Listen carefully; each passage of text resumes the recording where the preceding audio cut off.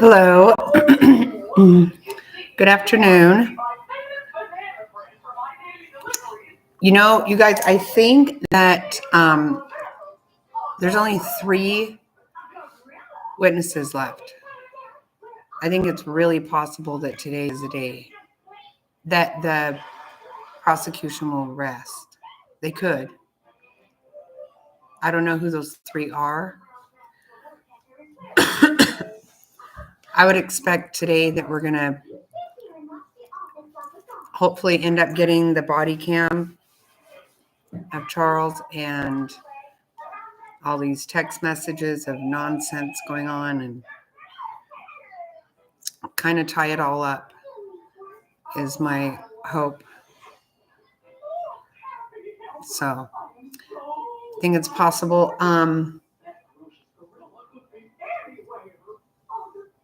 Something else, I'm going to have to check on it, but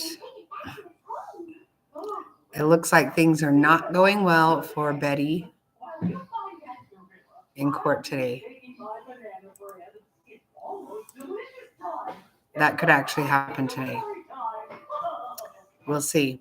I haven't checked on it for an hour or so, but that could actually happen. That would be really awesome. That would be great. Hey, Frazzle.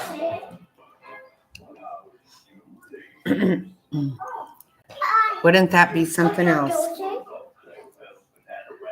I would like that a lot.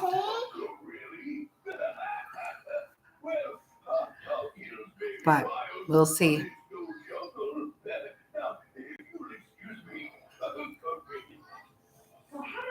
Let me get this over here. Yes, if you could please hit the like button. I would appreciate it. Bear in mind.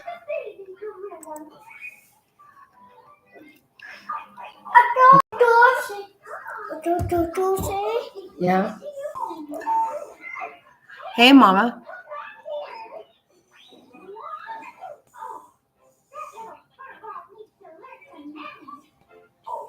Oh, wow.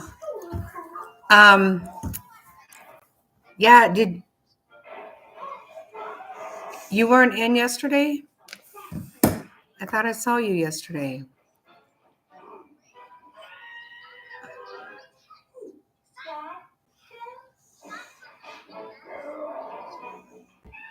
Oh, what you missed from yesterday. Okay. Hey, Mar. Yeah, okay, now I understand what you're saying. Sorry about that. I got you now. Jack, look, say hi. Say hi. Jack. Hey, look. Say hi. Yeah, he's not trying to do that.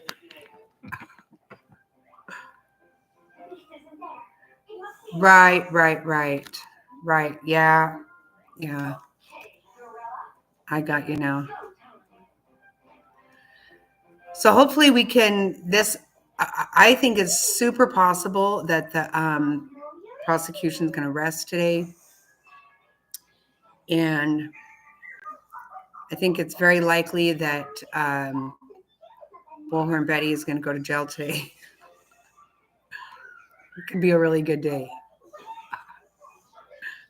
I'll be checking on that and giving some updates.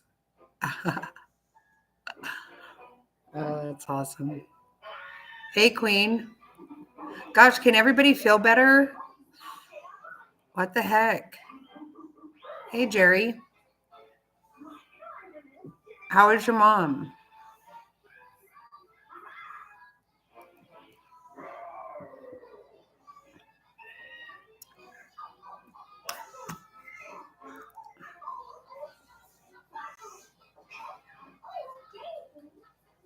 That's just it. No, I am right there with you, Queen. 100%. That's why I said I'm just kind of checking in here and there. I know, me too. I can't wait. It doesn't sound good. It does not sound. Finally, it sounds like the judge has really had it.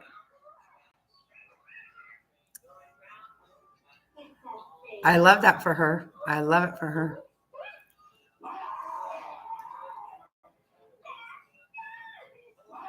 Oh, God. Oh, well, that's good. Getting that out of there.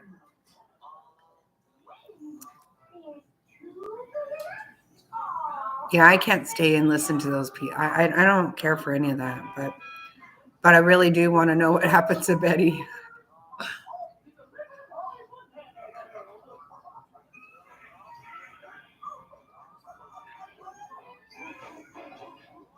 I know. Finally is right.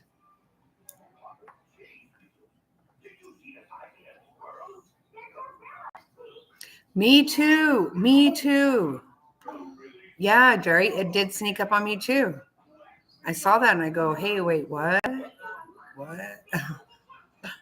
Could this be the day? And Molly's there. That's hilarious. That's got to make her so mad. Yes, I think prosecution will possibly rest. I think we're going to tie up all these text messages or emails or whatever, all that stupid iCloud crap.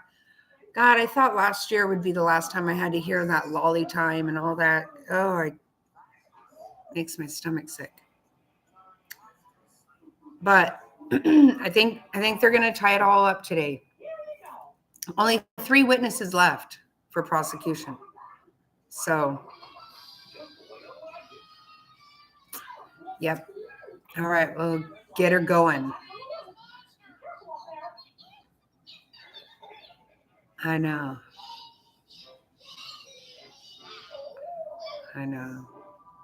Yikes.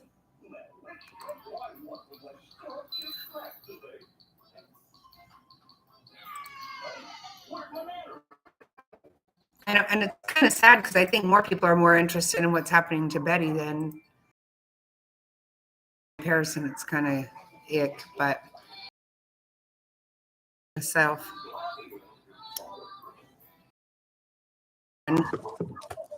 All right, please be seated. The jury is present. The state may call its next witness. The state will call Detective Nate Duncan. All right, sir, go ahead and stand up here and be sworn in.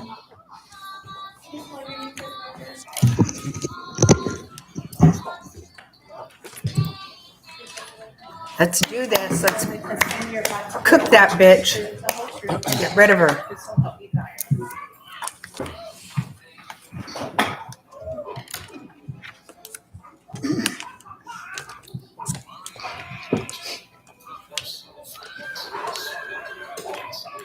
Would you please introduce yourself to the jury?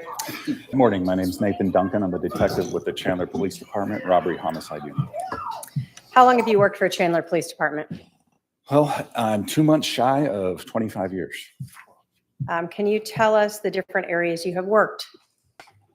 After graduating from the academy in September of 2000, I went into the patrol unit, as a patrol unit, for about three and a half years. I then left there and became a detective, working for approximately the next 11 years in our property crime section. And in the last 10 plus years, have been working in the robbery homicide unit. In your career, have you been asked to write search warrants to obtain and review cell phone records? I have. In your career, have you been asked to write and obtain search warrants for iCloud records? Yes, I have. And in your career, have you been asked to basically write search warrants for all different types of social media and digital media? Yes. On July 11th of 2019, were you working that day? I was. And what were your hours at that time? During that time, it was weekdays, days, and I believe at the time I was on a Tuesday through Friday schedule, 10-hour shifts. So on Thursday, July 11th of 2019, did you learn of a shooting at 5531 South Four Peaks Place in Chandler? I did. How did you learn about it? I actually had learned by listening to the radio, or heard the call kick out and of the shooting at the Four Peaks location. And then soon after that, received a phone call to assist detectives at that location. When you arrived at the scene, can you describe for us what you saw? Yes, I believe I parked to the west of the location. When I arrived, I saw crime scene tape had already been placed. There were emergency vehicles such as fire vehicles and police present already. I then walked towards the front of the house where other detectives had gathered and spoke with them regarding the case, and then we were given tasks.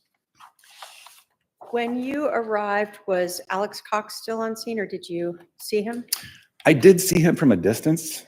He was seated on the sidewalk. I did not get close to him and did not know who he was at the time. When you arrived, do you know if Lori Vallow was there? I never saw her. When you arrived and you said you met with other detectives, were you given an assignment or task to do? I was. What was that? I was asked to assist Detective Coons with the crime scene and basically be an extra set of eyes and hands for him when processing this crime scene. Okay. So you're with Detective Coons. Was there also anyone else assisting you? At some point, Detective Werther was there as well. And we had a patrol officer that was standing by helping us, and also a crime scene investigator with us. Okay. Before you can enter the house, did you obtain, or did you have someone write a search warrant so you could go in the house? Yes, So does that mean you guys had to just kind of wait around for that to be approved? absolutely. And then ultimately, did you enter the scene around 11:53 in the morning? We did. When you were helping to process this scene, you were not the case agent, right? No, I was not. Were you aware of the time of the 911, when the 911 call was placed? I was aware at the time, at that particular moment. No, I was not. Is that something you learned later? Yes, Did you include that in your report at some point? I did.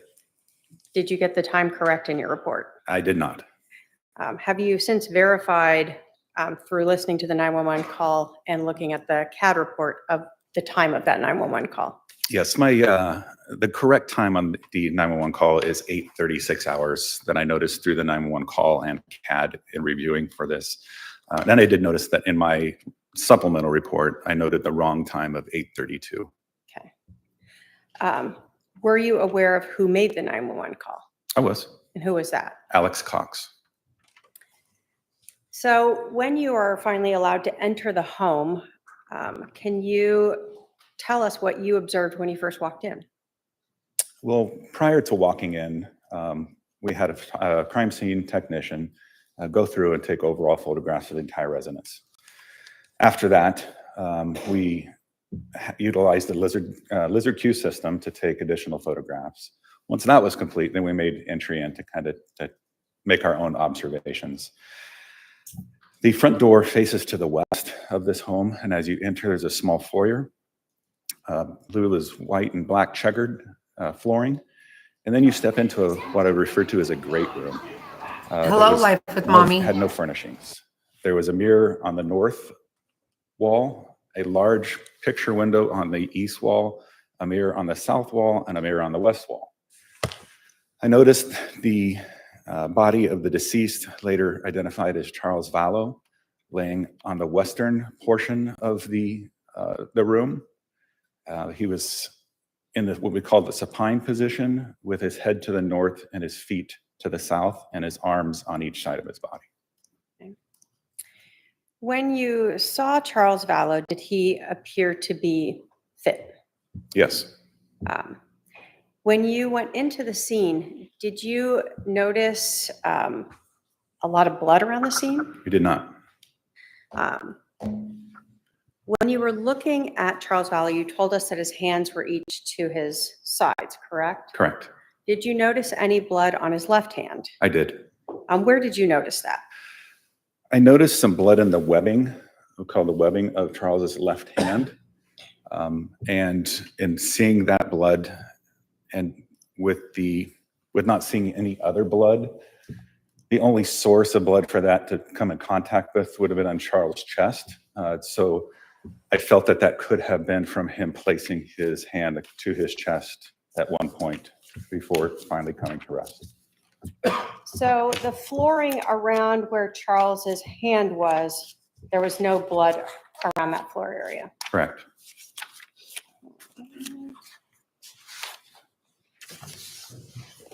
I'm going to put up, if I can have the Elmo, Exhibit 40.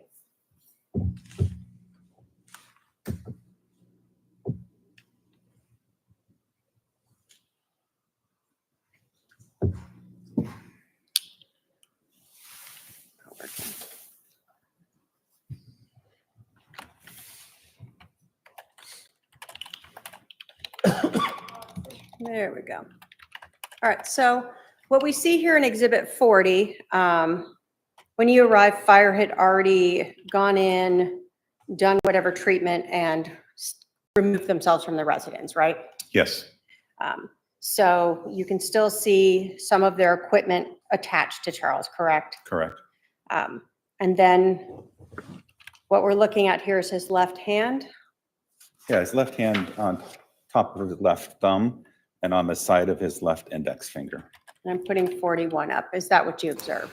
Yes, Hey, good to see you. Just keep it real. So Hello, Faith. even around Mr. Vallow, did you notice a lot of pooling of blood around him?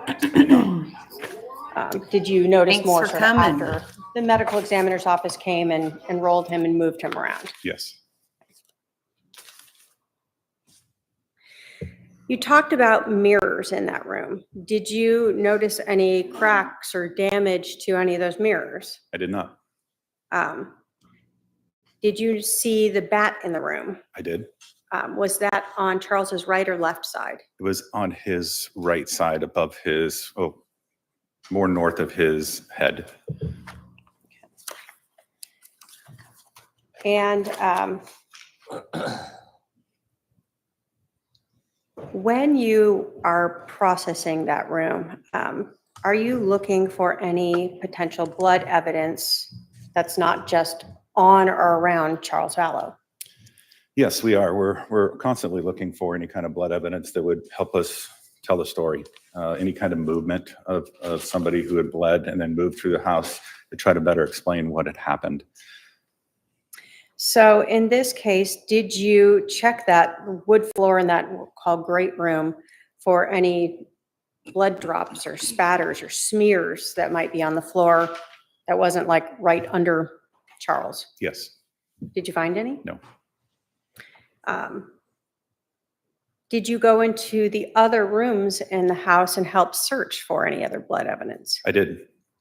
And did you note any blood drops or smears or anything else on the flooring or walls in any other rooms? Not on the flooring or walls. The only other location of blood that was present would have been on the faucet of the kitchen sink. And that was that small drop right on the faucet itself?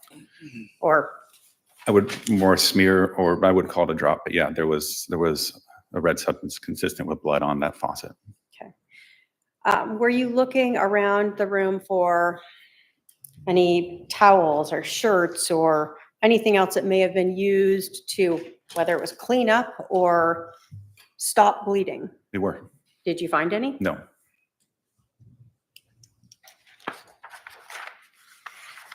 At some point, as you are going through the scene, did you go into what I'm going to call the pink room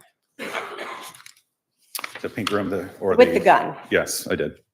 Look up an exhibit here.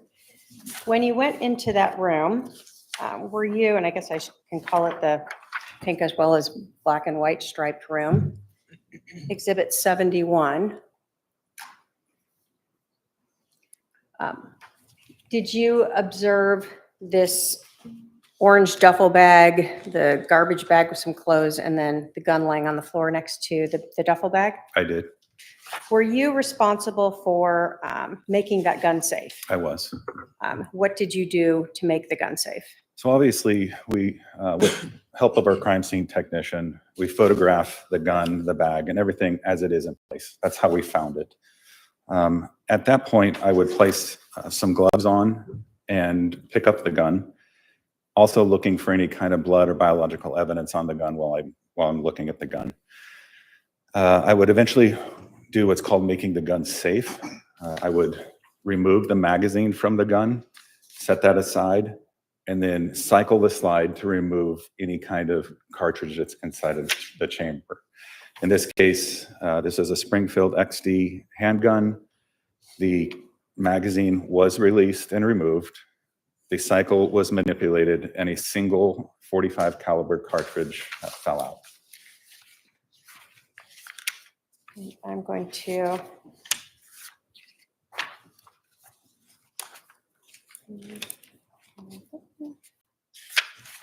put up a couple. We see in 78 is sort of that your hand holding the magazine that you removed. It is. And then 86 is that your hand with the single casing. Yes, it is. When you were going through this evidence, was there inside that orange bag that we see in Exhibit 82 a gun case? Yes, Did that gun case have any locks on it? it did not. It's just plastic clasps to hold it closed? Correct. And was there extra magazines inside that gun case? There were. Now, when you process a scene and the evidence is then taken to police impound, do you sometimes go through it better there away from the scene? Yes. I'm going to put up Exhibit 81 here, that orange duffel bag. I think it's this way. Did you later go through the duffel bag? I did. And is there an outside pocket on that? There is. Did you locate a debit card in there? I did. If I can have my paralegal approach with 234.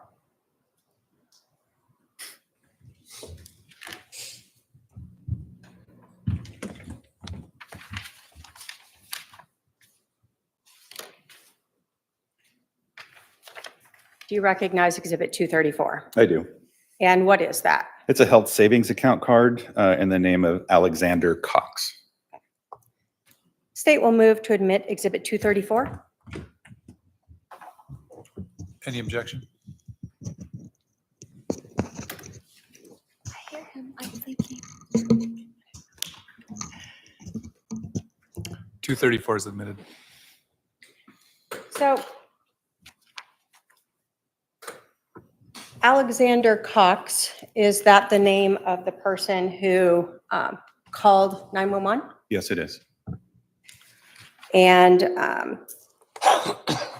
when you are, let me ask you a little bit about the gun a little more. So this gun that you made safe, when you're looking at it, did you look at all the sides of it to see if there was, again, any blood evidence on it? Yes, Did you see any? I did not.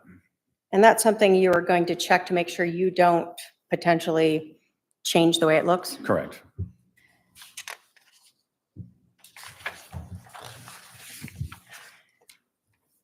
Did you know when you went in to process the scene that Alex Cox had an injury to the back of his head? I don't know. When I went in, no, I did not. Did you learn at some point that he did? Yes. Knowing that he had an injury to his head, did that play in? Well, let me ask you, when did you learn that? I believe it was during the investigation. We learned that Alex had sustained an injury to his head. So with that, made us more aware of potential other blood evidence, and that's why we were looking for that. Okay. So is that why one of the reasons why you're looking on this gun to see if there was any blood transferred from him potentially touching his injury and manipulating the gun at some point? Yes, from our understanding, it was there was some sort of assault with this, or assault with a bat, and then Alex then retrieved to the bedroom to get the gun. So our understanding is if you get hit with a bat and you're bleeding, that you would hopefully bring some sort of blood evidence onto the gun, and then what happens after, there's more blood evidence as well. So you would have documented that and then made sure it was collected if you'd seen that. Absolutely. But here we photographed the gun without any blood evidence on it. Yes. Do you also, when you obtain a gun, look at the serial number? Yes. Why is that relevant? We want to know who it returns to, who owns that gun. And did you determine who owned that gun? We did. Who owned the gun, the Exhibit 247, that's Springfield? Alex Cox. Now, at some point, we've heard the medical examiner came to remove Charles Vallow's body, correct? Yes, And were you present when that happened? I was. And did you and the others that were processing the scene clean up the blood on the floor that had been left underneath him? I did.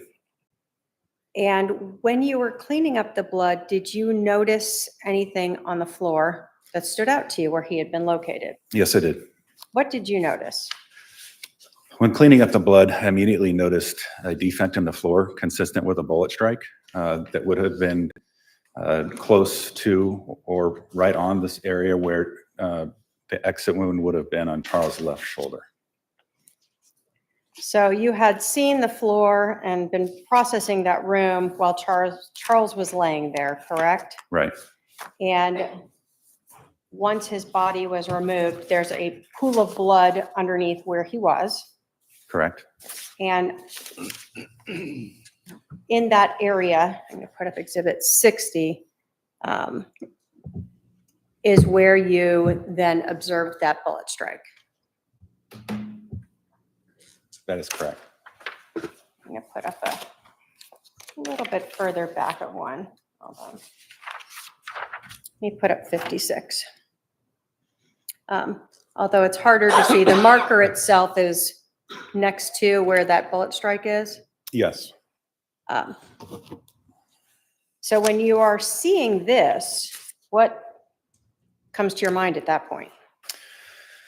Well, in this scene, we're trying to make sense of kind of what happened with limited information. We know we have 2 casings, and we know we have 2 projectiles. We have a projectile that's into the wall, and we also have a projectile that is near Charles' body. We believe, obviously, the first shot or a shot went through and through his body, causing 2 holes and entered into the wall. The other shot we have is a low left abdominal entry, and what we believe, and not confirmed until autopsy, but a upper left trajectory near his shoulder. We looked through the room to where this projectile could have exited throughout the room and then landed in that spot near where Charles was. And we did not see anything until his body was removed and the blood was cleaned up. So you're looking like walls and trying to find any other location where the bullet may have struck and bounced back and ended up in the floor there. Correct. And you didn't find any defects or any holes or anything other than the one bullet that was in that baseboard. Correct. So when you see this now, did you feel that was consistent with the bullet striking the floor underneath Charles and him being on the floor when he was shot? 100%. Because of that, did you end up actually cutting out and collecting that board? We did.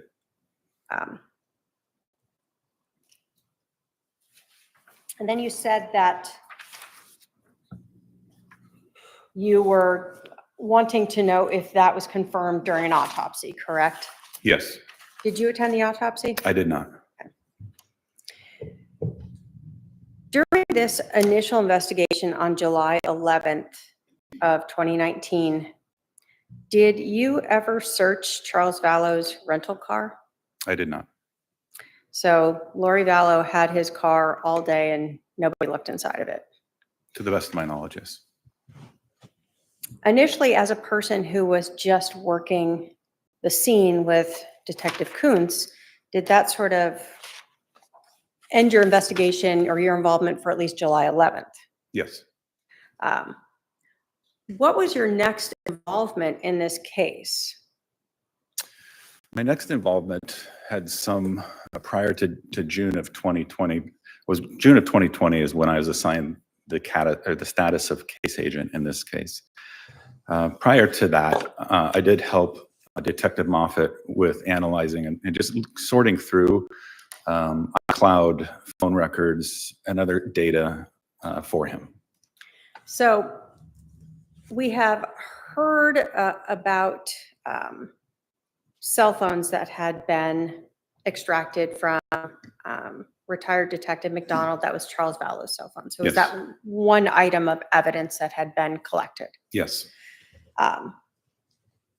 Did you review any of that extracted data? yes, I did.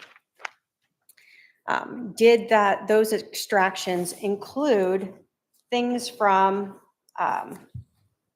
emails, Yes, text messages, yes, sort of anything you might expect to see on anyone's smartphone? correct.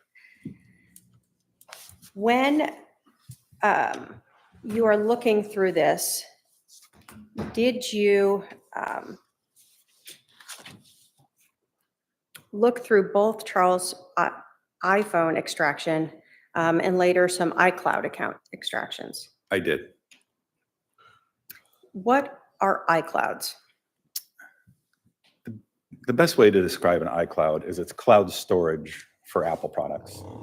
If you have a MacBook or a phone or a Mac computer and you use an iCloud email address, and then the information from all of those would be stored under one iCloud account. So someone can intentionally store things there? Yes, you can choose what you want to store in there. A lot of times there's a default on there, but you can go through and manipulate as to what you want saved in your cloud or backed up in your cloud. So there can also be things, if a default is on, that are people may be not even aware that are being saved up there. Correct. I say up there as if it's really a cloud, but whatever. When you were reviewing this data, did you, without going into anything specifics, did you see interactions between Charles Vallow and Lori Vallow prior to about June 27th of 2019? I did. And did you see interactions with Charles Vallow and Lori Vallow after June 27th of 2019? Yes, Did you see a change in those interactions? definitely.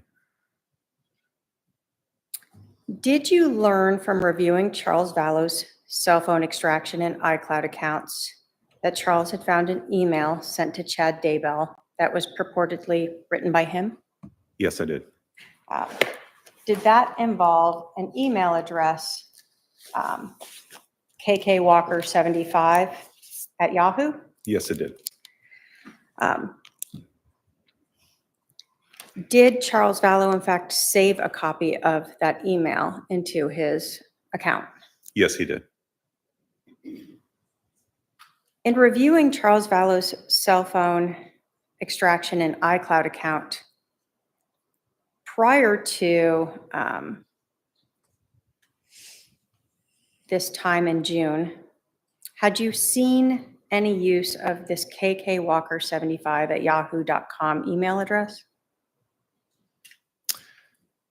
Prior to June 27th of 2019, had you seen Charles Vallow utilizing that email address? Had I seen Charles utilize it? Sorry, no, I did not. So even though you're going through his account, you're seeing emails by him, right? Right. And you're seeing emails that are saved into his own iCloud account, Yes. but nothing in there was saved prior to June of 27th of 2019 relating to kkwalker75 at yahoo.com. That is correct. Was the first time that you kind of became aware of this account when you saw that Charles had saved an email and then began texting Lori Vallow about it? Yes. Did you find multiple text messages or SMS messages from Charles Vallow to Lori Vallow relating to this letter? Yes, I did. Did you find evidence that Charles Vallow, after discovering this email, contacted Chad Daybell? Yes. Did you find evidence that after Charles Vallow found this kkwalker75 email address, that Charles Vallow contacted Chad Daybell's wife, Tammy Daybell? Yes. Was a search warrant executed on Yahoo for that KK Walker 75 at yahoo.com? It was. If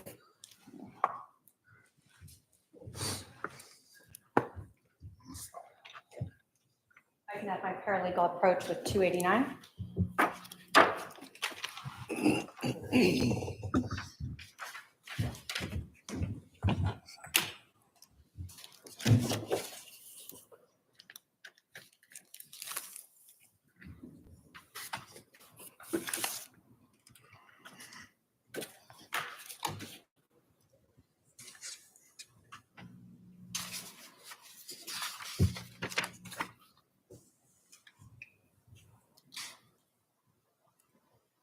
Okay. Does 289 include first an affidavit from Yahoo authenticating the KK Walker 75 at yahoo.com account? It does. Does it include information for the subscriber? It does. And does it include a portion of the emails associated with that account? Yes, it is. When you looked at the subscriber information, what was the name of the person subscribing to this? Karen Walker. Did that person provide a phone number? Yes, they did. And so when they're subscribing to sign this up, is that often a requirement to provide some sort of phone number or way to authenticate these? Yes, Did you recognize that phone number? I did. How did you recognize it? The phone number was linked to an old phone number for Lori Vallow. Was that her 480 phone number? Yeah, last ending in 4652. So you had seen text messages from Lori Vallow to other family members and people under that phone number Correct. in her iCloud account. Correct. Did you also know when that account was opened? Yes, it was opened in April, get the exact date, April of 2019, April 21st. April 21st of 2019. Would that have been when Lori Vallow and Charles Vallow were now in Houston? Yes, Did you also note in the context itself reference to requesting Chad Daybell come out to Houston? I did. The state will move to admit 289 pursuant to 803 and 902. Any objection? Relevance, Your Honor. 289 is submitted. If I may publish. Go ahead.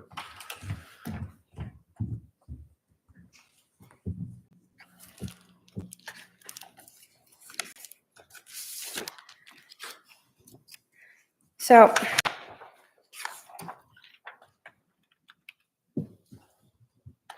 zoom in a little closer for us. Is this the subscriber information that Yahoo sent? Let me first say, so they send you an authentication, correct? And then they sent you subscriber information. Is that what you were looking at where you noted a phone number that you recognized as belonging to Lori Vallow? Yes, And again, this shows when the account was created on Sunday, April 21st. yes, But the name associated was Karen Walker. correct. Were you provided with a timeline of when this account was used? I was. So April 21st through June 26th. Yes, In looking at Charles Vallow's iCloud account and cell phone extraction, was this right before he discovered that email? yes, Now, some of the emails that were sent starting sort of April 21st were to Brother Daybell, to Chad Daybell. yes, And we see up here to Chad Daybell, correct? correct. And then we see the date of Sunday, April 21st of Correct. 2019. Yes, And so in this email, do we see that Karen is inviting Brother Daybell to Houston? yes,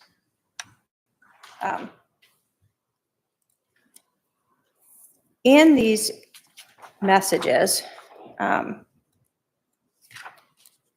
was a final message, one that you found saved by Charles Vallow on or around June 27th or 28th.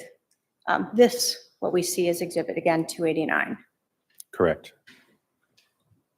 In this message, it's from the KK Walker email. It is. So these prior emails, we saw a person purporting to be Karen Walker using Lori Daybell's phone number, writing to brother Daybell, right? Yes. But here we see someone again from this same email now purporting to be Charles Vallow. Yes. Again, talking about a Preparing the People conference. Correct. And had you heard of the Preparing the People conference? Had. Is that something that Lori Vallow was involved in? Yes, And is that something about through testimony here at court? we have. In this,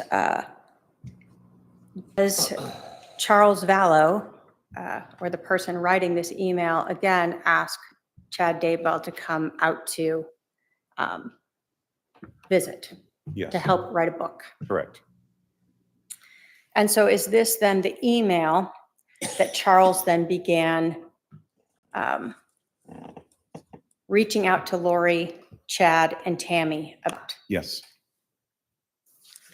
We had heard from Adam that he also had learned of this. Did you see evidence of Charles Vallow also sending this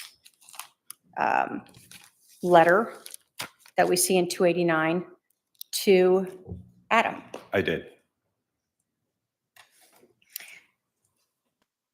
Based upon your review of the case and the dates on here, did Charles Vallow begin confronting Lori Vallow and Chad Daybell about the affair less than 2 weeks before he was killed?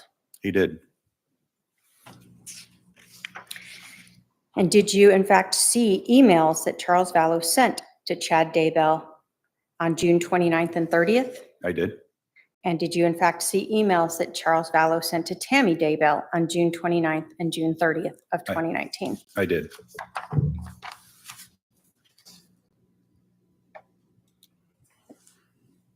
At the time on June 29th, 30th, where was Charles residing at that time? During that time, Charles was in Houston, Texas. During that time, where was Lori Vallow? She was in Arizona.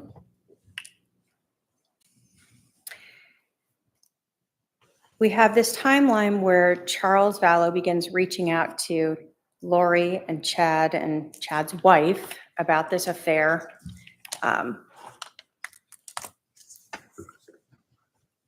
Was the first time that Charles Vallow saw Lori Vallow after this, him discovering this email on July 11th of 2019? I believe so. There was a scheduled trip around the 4th of July, but was canceled. So the next time they would have seen each other would have been the July 11th. So based upon your review of SMS messages, iCloud accounts, did Charles help Lori move here to Arizona about a week before this email? Yes. So he had seen her prior to learning about this, Correct. and then when he came out here to see JJ. Yes. When you were reviewing, well, let me ask you this. Were search warrants executed to obtain not only Charles Vallow's iCloud accounts, but Lori Vallow's iCloud accounts? Yes, they were. Were there two different iCloud accounts that were, that search warrants were executed on? Yes, Was one of them Lori for Style at iCloud.com? it was. And was the other one Lollytime at iCloud.com? It was. In reviewing those records, did you ever find evidence, screenshots of flights that Lori Vallow went to Idaho in March of 2019? I did. And did you ever find evidence, screenshots of flights that Chad Daybell and Lori Vallow flew back to Arizona together on March 19th of 2019? Now, We heard from Adam Cox last week. And he testified about text messages and interactions that he and Charles had leading up to July 11th. When you were going through the extractions of Charles Vallow's phone, did you see text messages between Charles Vallow and Adam Cox? Yes. And did those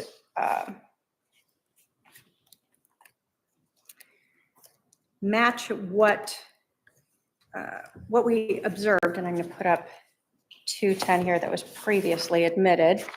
Were these the messages that were previously admitted, Exhibit 210, the same ones you saw in Charles Vallow's phone? Yes, they are.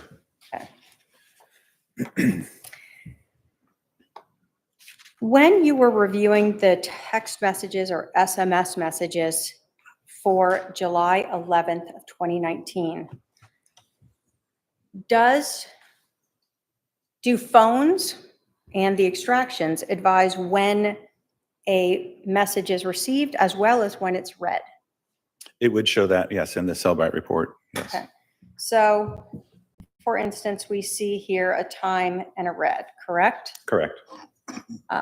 So when a message is incoming, it'll show when it's read. Correct. Obviously, when it's outgoing, we don't have that, correct? Right. So as you were looking at those messages on the cell phone extraction, did you see as Charles is arriving, he's sending messages to Adam? Yes, that's correct. And then he receives a message from Adam at 7:36:19. Yes. And he read that. I'm going to pull in just a little closer so we can see. At 7:36:27. Yes. So just a few seconds later. Correct. And then again, he gets that message from Adam. They're planning something. And did he again read that like simultaneously? Yes. And then did Charles send a message within a few seconds of reading that? Absolutely. Correct. And then again, this timing is just within seconds, like just ongoing conversation. Yes. Do we see that just a few seconds later, Adam sends a message to Charles? I was supposed to spend the night at the house last night. She probably blocked that. Yes, I do. And then again, another 20 seconds later, Charles sends Adam a message. What you do is up to you. Yes. Then we see that Adam sends a message back to Charles again within another 17 seconds or something. I'm going to put the pressure to have him come get me now, see what he says. And that was read again. When? 12:13. And again, did Adam send a second message where he says, okay. And when was that read? 12:13. And then Adam sends another message now. So these first two were at 7:37:29 and 7:37:39. Yes. And those were not read like these other ones almost simultaneously, correct? Correct. So after Charles said, what you do is up to you, it doesn't appear that he is any longer reading those emails Correct. or text messages. I apologize. The last text message that Adam sent then at 7:49 and 34 seconds was, me and Zach are going to the Stake Center tonight at 8 to play basketball. Holmes is always there, either playing ball or interviewing people. I will try to catch him to have a conversation with my old friend, right? Correct. When was that read? 12:13 as well. Is Charles Vallow alive at 12:13? He is not. So someone else is reading those. Yes. And this is coming from the extraction of Charles Vallow's phone. Correct.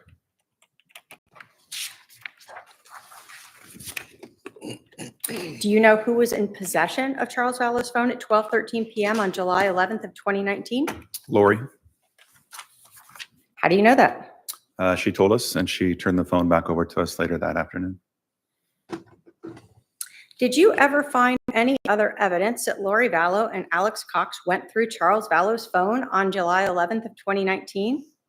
Yes.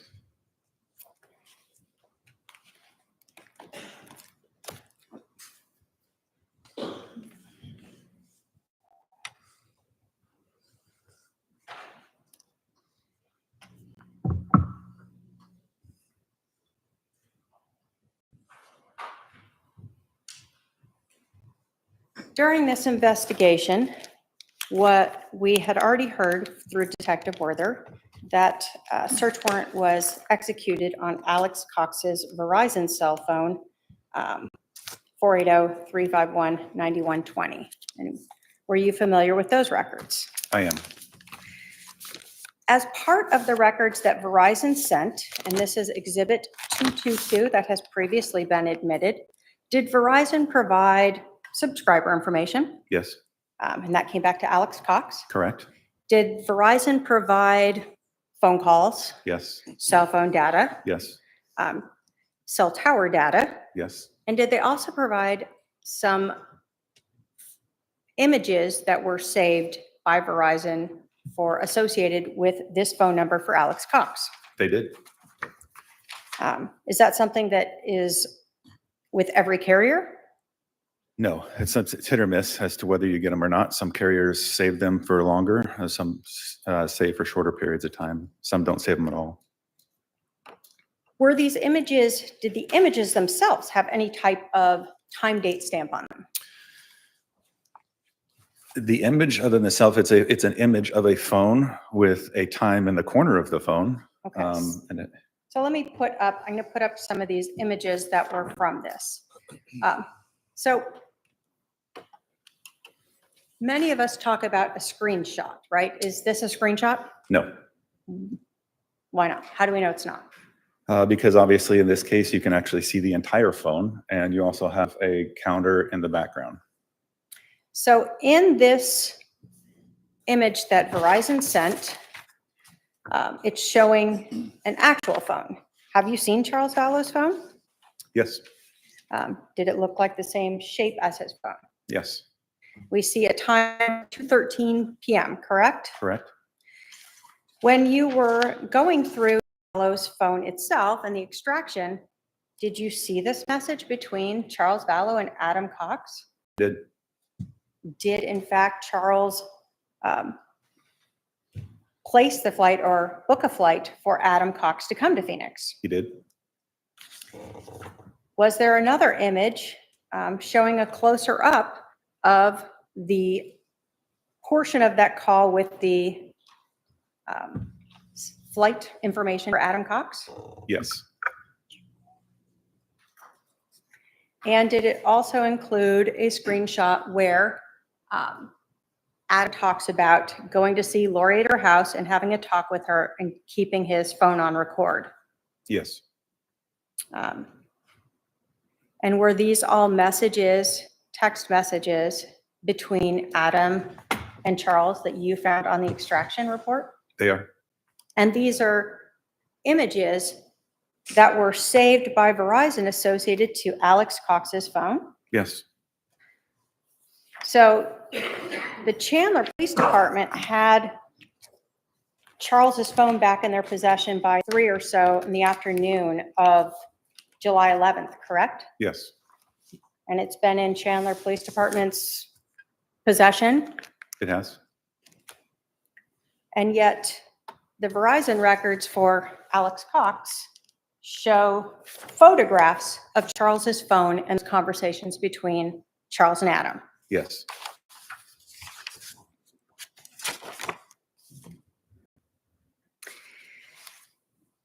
Now, did you learn in this investigation whether or not Lori Vallow knew the PIN to enter Charles's phone? I did. And did she in fact provide that to Detective Enclan so that it was easy to get into Charles's phone? Yes. So on July 11th, Lori Vallow has Charles Vallow's phone and she knows the PIN number to access it. Yes. And it's in her possession. Correct.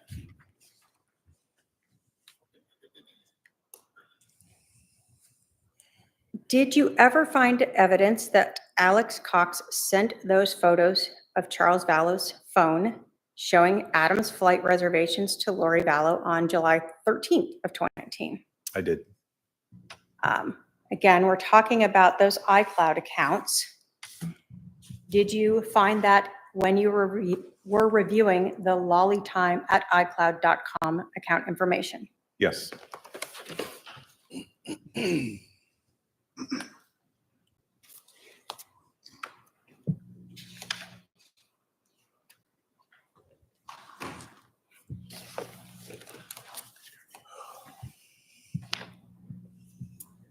I can have my parallel approach with 231.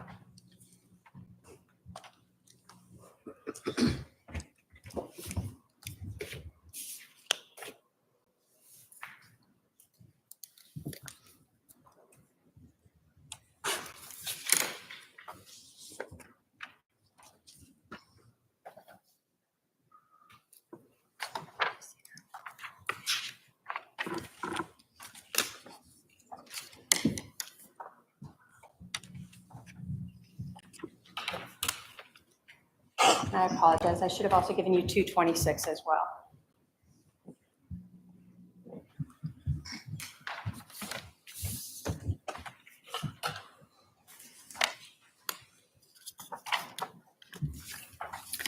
Do you recognize 236 there as the affidavit for the lollytime@icloud.com account information? I do. Thank you.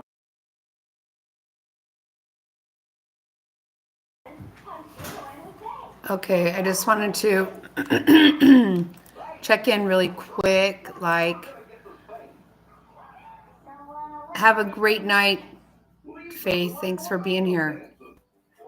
I'm trying to get an update on Bullhorn Betty. I should have that any minute. I'm kind of working on listening to some nonsense so I can finally get to that. So it's going to be humorous, though, I'm pretty sure, because, you know, she's a real nutter. But anyway, I'm working on it.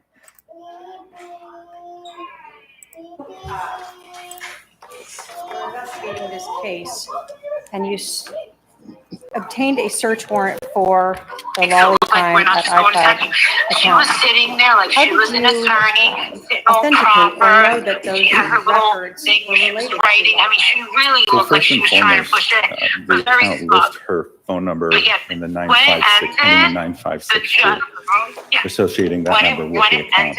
ended, Secondly, the we can go judge- through the content judge of the account. said, I swear on my And life. you see She contacts familiar with to Lori. You see text messages where she's texting and people are calling her by her name of Lori. You also have photographs and videos on the account Yeah, that there all is freedom of associate that speech. account to Lori. But just because she Did didn't come that for that hearing, lollytime@icloud account mean even include photographs of Lori Vallow and Chad Daybell's wedding? I did. the thing wasn't Your in Honor, the place. state will move It was to admit personally, Exhibit if I was 226, her, which I is the never affidavit, would've mentioned as well speaking as again. Exhibit So if she 231, the photographs. Any objection? Relevant, Your Honor. All right. Give me the numbers again, 226, 231. 226 and 231. 226, 231 are admitted. And if I may publish. Go ahead. So when we're talking about the iCloud account,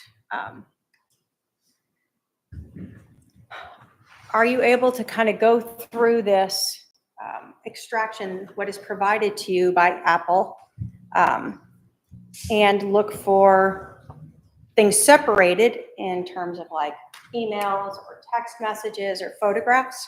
Yes. And then are you also able to then determine both sources and timestamps for some of those things? You are, yes.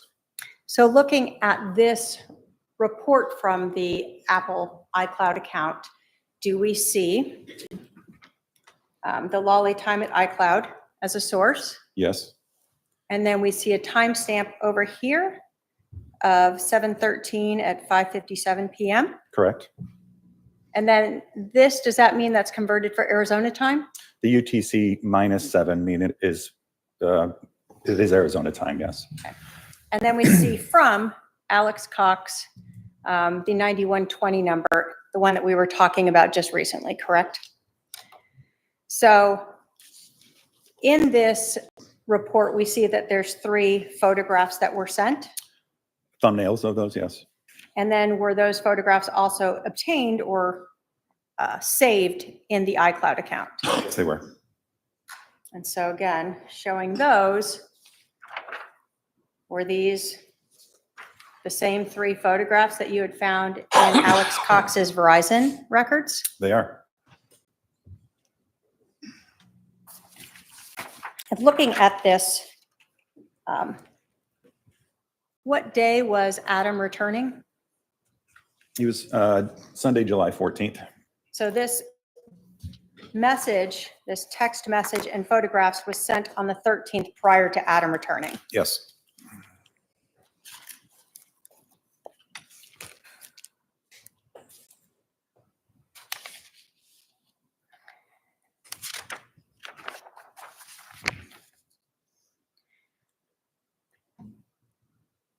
Now, I want to talk to you a little bit about that timeline and what you understood when we start including all this information in.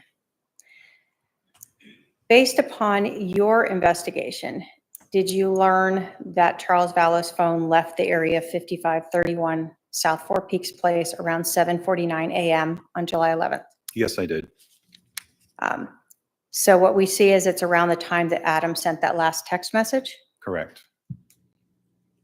Based upon the GPS data from Charles Vallo's cell phone, when she left with Charles's phone around 7:49 a.m., and the 911 call being received at 8:36 a.m., how much time lapsed? 17 minutes? The time? From 7:49 49? to 8:36, was that Oh, 46? 47 minutes? So if we have heard testimony from Dr. Baumgartner that Charles Vallo, when he was shot in the heart, would have taken up to a couple minutes to die after he was shot in the heart, and Lori Vallo has told Detective Inclan that she left right after Charles was shot, would that mean that Charles Vallo just lay dead on the floor for 45 minutes before Alex Cox called 911 at best? Yes. When you were looking at those Verizon cell phone records for Alex Cox, Exhibit 222,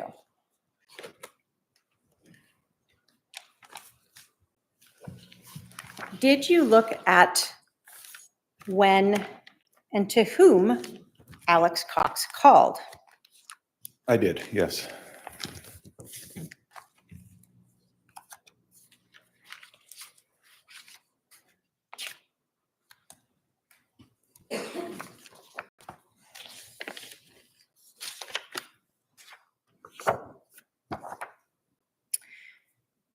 Now, when you are looking at cell phone records, do they often include sort of dates and times of phone numbers, phone calls, durations, and those sorts of things? Yes.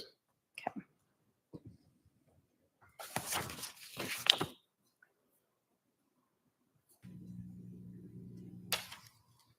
I'm going to use the back of one of these here. So when we start looking at July 11th, is the first call that we see on Alex Cox's phone him making an outgoing call? Yes. And do we see who he calls? Lori. So this 480-692-9562 number is one of the phone numbers that you have obtained a search warrant for that was subscribed to Lori Vallo. Correct. And when did that occur? 7:52 a.m. So Lori Vallo leaves the house at 7:49 with Charles's phone, and 3 minutes later, Alex calls her. Yes. And did that last for Under a minute, I believe. under a minute? 49 seconds. Yes, Did you look at the next call that Adam Cox made on July 11th? I did. Was that what we see here at 8:06 a.m.? Yes, set for the UTC -7 is 8:06 a.m. and that lasted for 55 seconds. Who was that to? Also placed to Lori. So if Lori Vallow left the house at 7:49 with Charles Vallow's phone, how much time has lapsed when Alex calls her this second time? I know it's math. Is it about Oh, I 17 know, minutes? right, 17 minutes, yeah. Okay.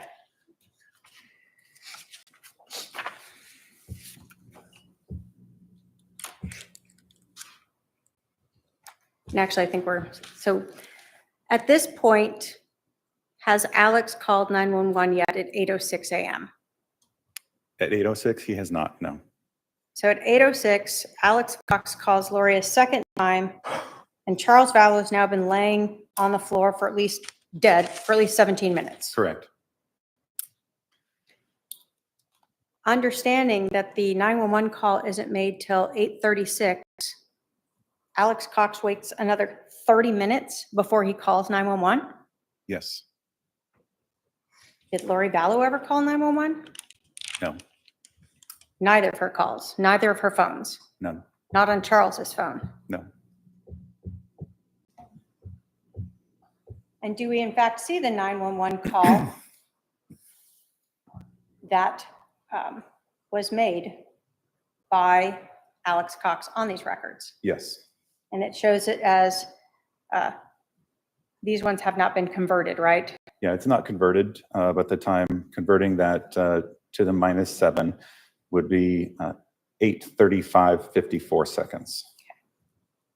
So when we see the 911 call, that's the connection time with the dispatch was 8:36, basically. Yes. So we knew from Charles Vallow and from body cam that Lori Vallow returns to 31 South Four Peaks at about 8:48 a.m., correct? Yes.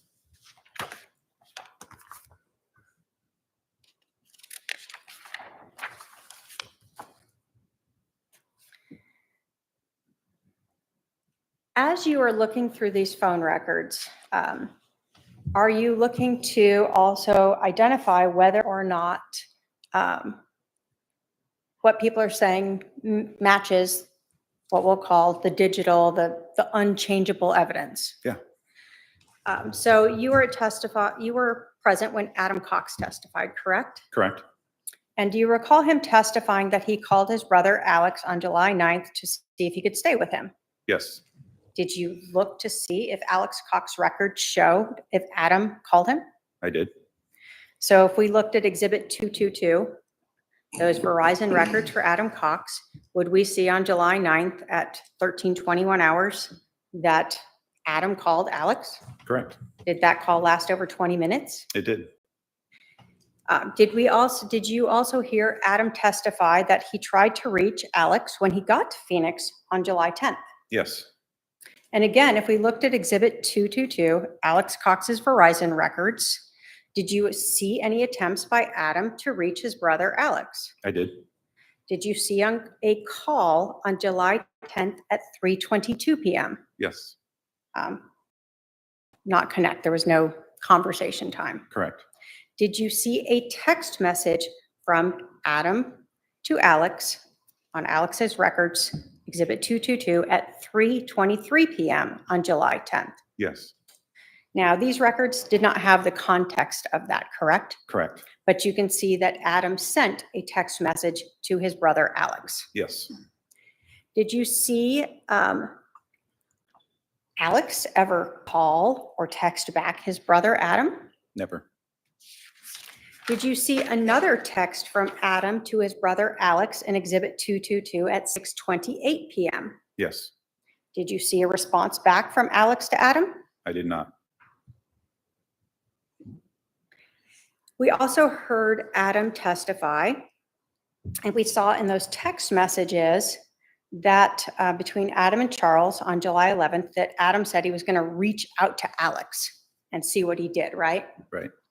Did you look at Exhibit 222, these Verizon records, to see whether or not Adam, in fact, had reached out to Alex? Yeah. And does Exhibit 222 show that at 7:40 a.m. on July 11th of 2019, that Adam, in fact, texted his brother Alex? Yes, Did you see a response from Alex to Adam? I did not. So did Alex's cell phone records, Exhibit 222, sort of confirm or match what Adam was saying about trying to reach his brother? They did. When you were going through the extraction of Charles Vallow's cell phone, did you ever find a copy of a lease agreement for 5531 South Four Peaks? I did.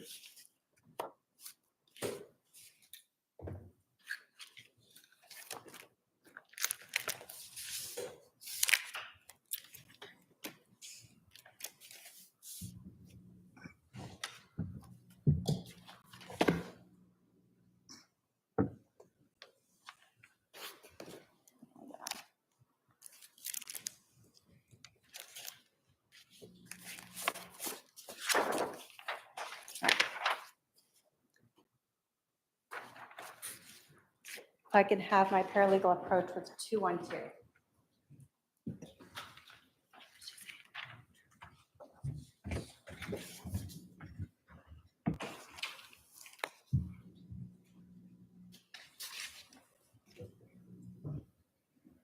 Okay, Do you recognize Exhibit 212? I do. Is that a lease agreement for 5531 South Four Peaks Place in Chandler that you found in that extraction of Charles Vallow's phone? It is. If I could have that back.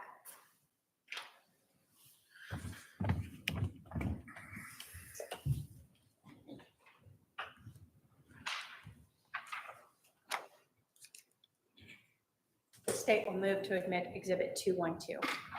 Any objection?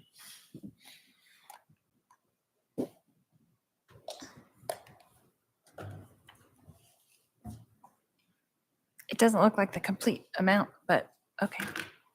No objection. Objection. 212 is admitted. So did this sort of photo of a document that you found on Charles's phone show the lease date? It did. And when was that? June 22nd, 2019 to end on June 30th of 2022. So a 3-year lease. Correct.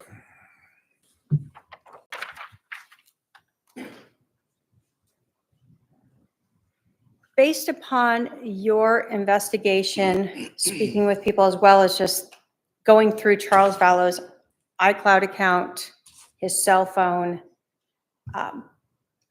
where was Charles Vallow living in June and July of 2019? In Houston.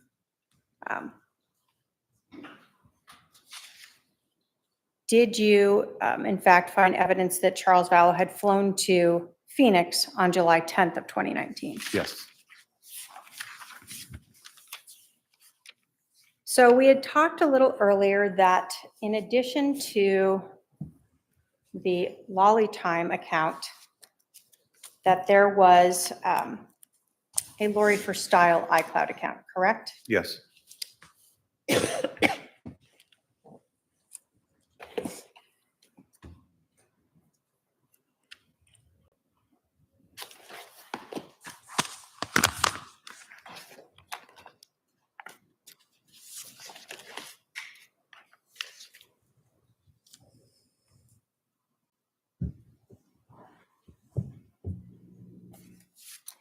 In terms of the Lori for Style at iCloud account, how did you identify that iCloud account as being associated with Lori Vallow?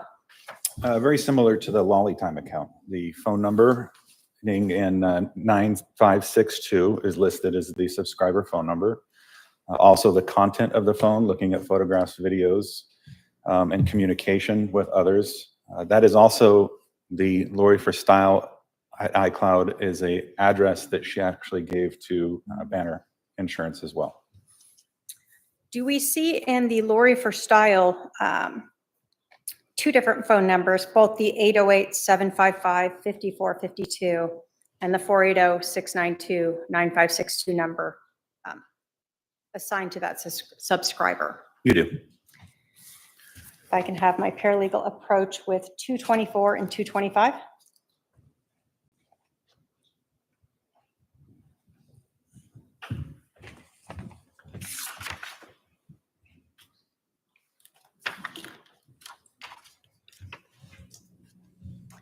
And do you recognize 224 as the affidavit from the iCloud records authenticating them? Yes. And is 225 some of the SMS or text messages that were saved in the Lori for Style at iCloud.com records? Yes, they are.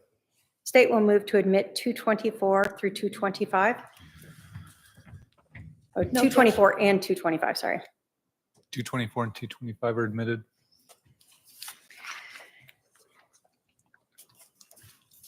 When you were going through the Lori for Style iCloud account records, did you ever find any recordings in that iCloud account related to Chad Daybell? I did. Did you find a recording from November 17th of 2018 of Chad Daybell in Arizona? Yes, it was him speaking at a Preparing of People event. And have we heard testimony from witnesses who attended a Preparing the People conference here in November of 2018? Yes.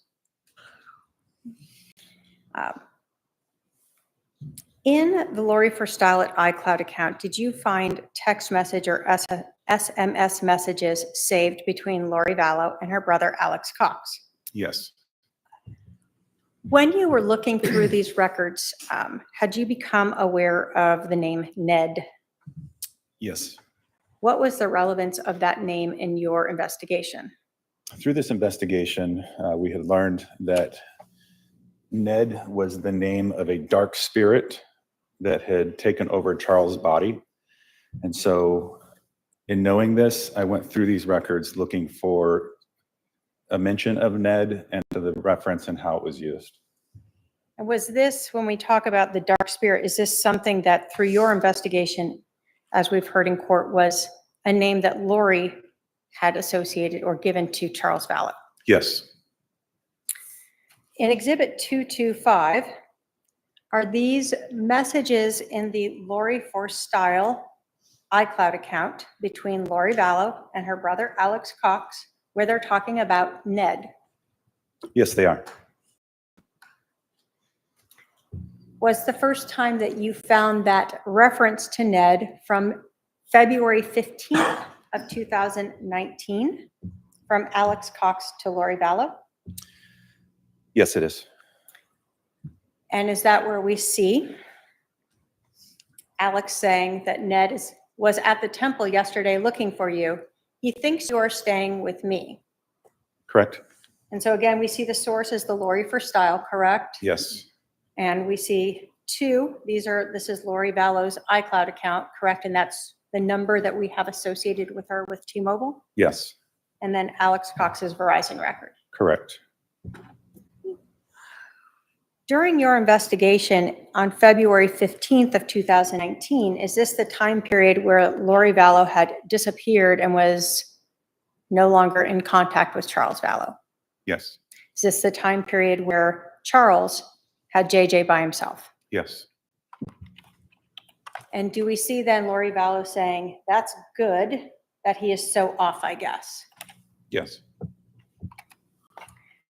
The next time we see the reference to Ned is that in March 2nd of 2019, again from Alex Cox to Lori Vallow. Yes.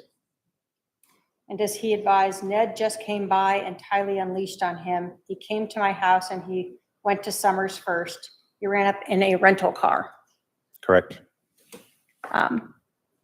So again, your understanding is from this investigation, from testimony at court, that Ned was Charles. Yes. Now, again, we talk about, there was a time period when Lori is both, we've heard, in Hawaii and in Idaho, correct? Correct. Do we also see Alex trying to get Lori Vallow's new address? Yes. And she gives him a lollytimeforever@gmail.com, correct? Correct. So that's another address that she had. Yes. Now we heard, again, Ned being associated to Charles. Do we have a text message on March 26th of 2019 from Alex to Lori saying, Ned is still alive, just confirmed? Correct. This next message, is that from Lori Vallow to Alex? Yes. And it says, it's not Ned, right? Correct. So it's not even a he, it's. And then we have another message, it's a new one, Ned is gone. Correct. So is this around the time where we've heard of that girls' weekend, Yes. where they were trying to cast out the evil spirit in Charles? Correct.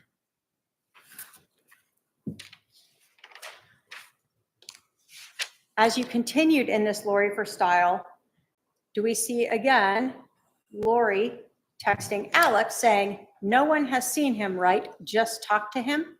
Correct. And then Alex says, correct, Charles' body is alive, right? Yes. So in your investigation and through the testimony here at trial, have you heard people indicate that Charles's body was possessed by an evil spirit? I have. And they're trying to cast out this evil spirit? Yes. So here we see that it's not Charles is alive, it's Charles's body is alive. Correct. Does Alex then respond to Lori, what did you learn? Yes. That one's from Alex to Lori. Correct. And then does she respond, a lot, still working on it, we'll call you later? That's correct. When you went through a lot of these records, did you see a lot of reference to telling people to call her? Yes. Obviously, we don't have those recordings, right? Correct. And so would you often see calls then in the phone records to match up with a request to call? Yes.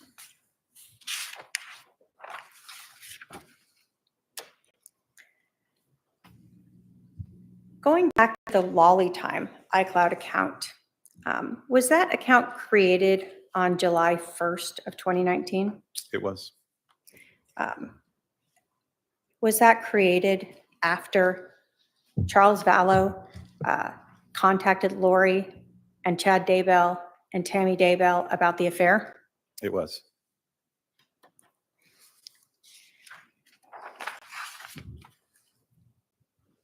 When you were going through those Lolly Time at iCloud account records, did you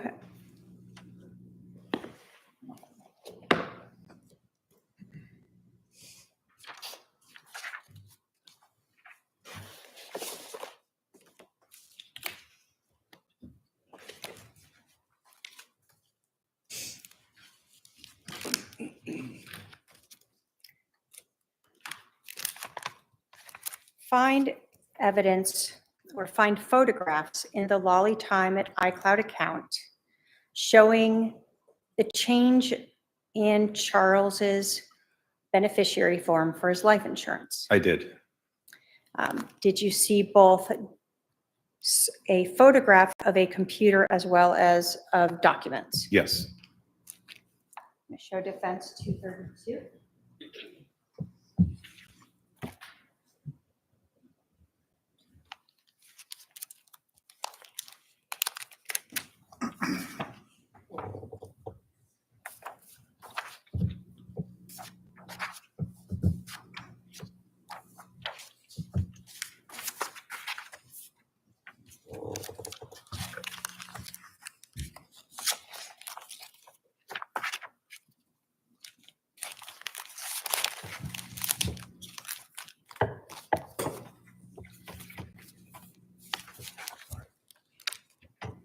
I can have my paralegal approach with 232. Go ahead.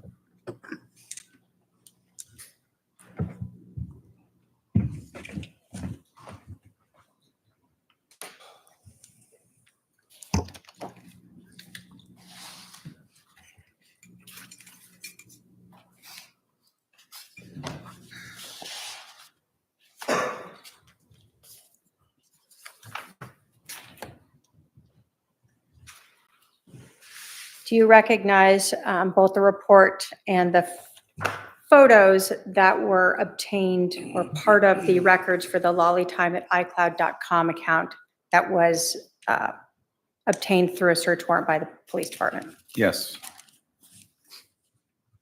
State would move to admit Exhibit 232. Any objection? No objection. 232 is admitted. And if I may publish.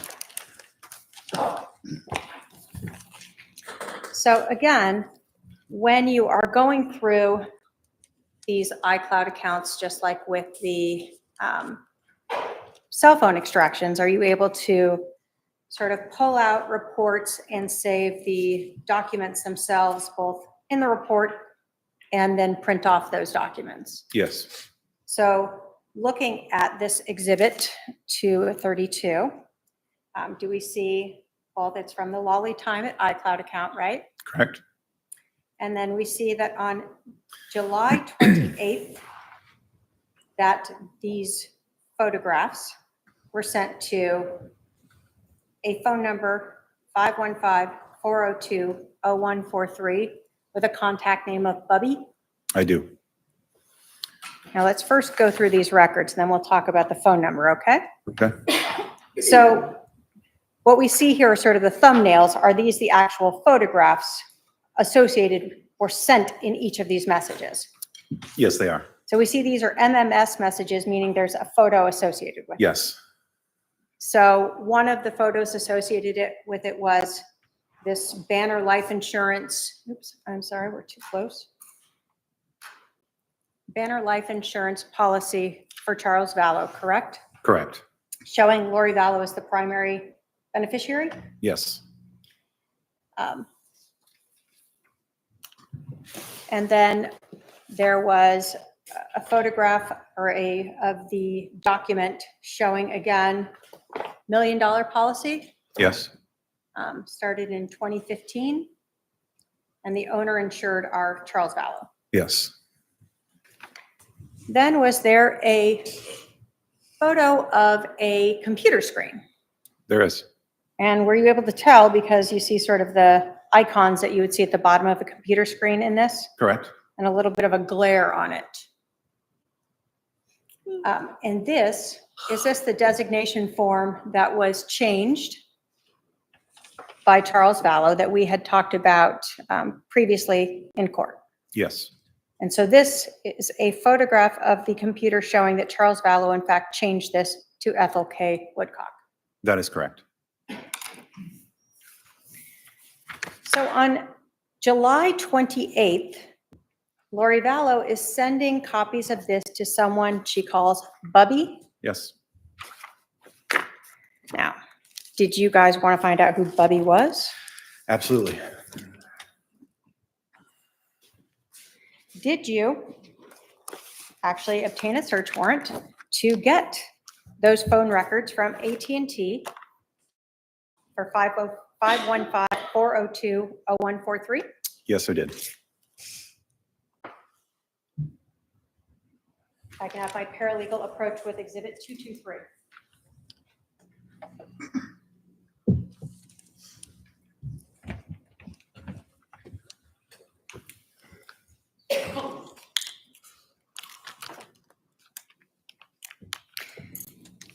Do you see in there, first, an affidavit from AT&T authenticating those records for the 515 number? Yes. A thumb drive that contains all of the records that were sent, Yes. as well as some of the subscriber information and records. Yes. Now, obviously, contact names are just contact names. Were you able to determine who this number was associated with? Yes. Ow. Once again, looking through the content of the messages that we saw, via either photographs sending back and forth or just written content. This person was found to be Chad Daybell. In addition to that, we received a audio recording from a local business in which Chad contacted this business and listed this as his phone number. So this 515 number, there's a recording of Chad Daybell using this phone number to contact a business. Yes. And then the context of the messages that you see in this iCloud account with the contact Bubby confirmed that this was in fact Chad Daybell. Yes. State will move to admit Exhibit 223. Any objection? No objection. 223 is admitted. So on July 28th of 2019, Lori Vallow is sending photographs of the life insurance policy, original and the change, to Chad Daybell. Yes. As you were going through this iCloud account, the lolly time, did you go through many text messages? Yes, I did. Did you note text messages between Lori Vallow and her brother Alex Cox that were saved in that lolly time account? Yes. As you were going through those text messages, did you note Lori Vallow giving her brother the new address of 5531 South Four Peaks Place? I did. Did you see the messages leading up to July 11th? For instance, one on July 9th talking about being like Nephi? I did. Did you see text messages between them even out to August 12th, where Lori Vallow talks about going to Social Security? Yes. And in these text messages, as you looked at these two conversing, did you see text messages talking about other people being Z's, just the letter, because of their association with Charles? Yes. I'm going to show Defense Exhibit 227.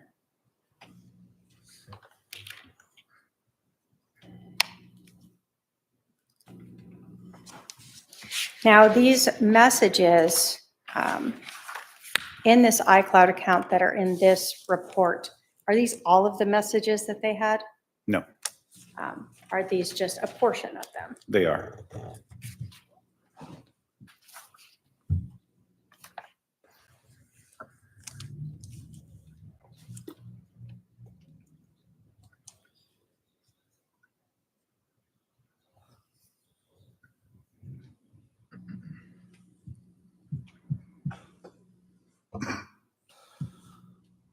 It's ready.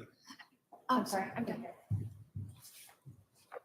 And if actually, can I have my paralegal approach with 227? Go ahead.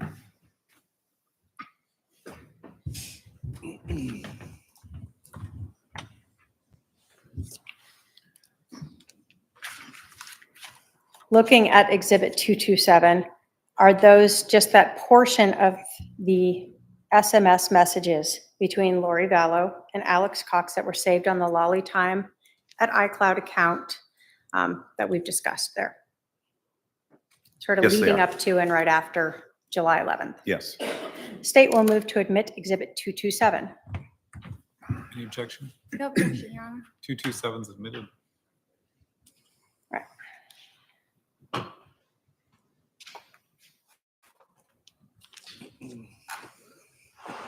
So let's go through these.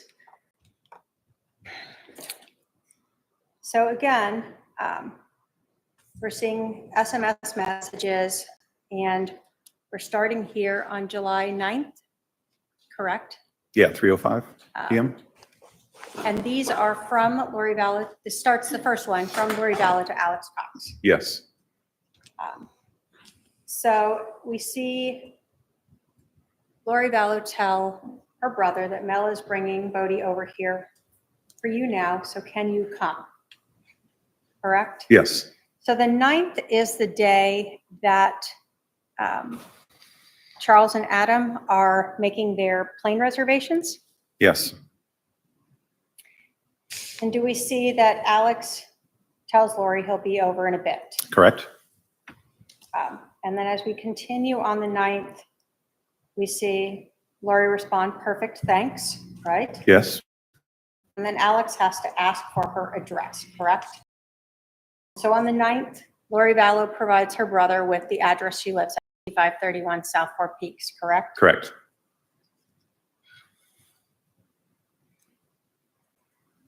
And then there appears to be a response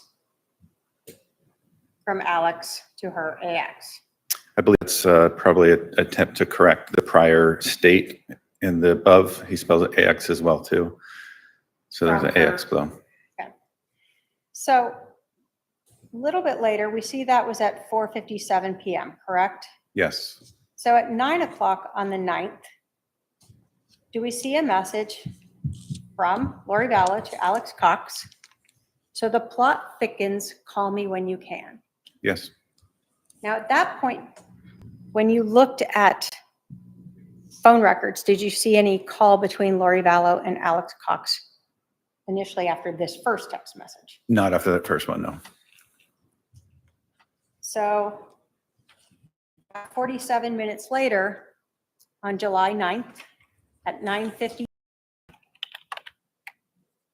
does Lori Vallow send her brother Alex Cox a message, getting sleepy, so I'm going to need you to stay close to me the next couple days. Mel too. She can't go to Utah.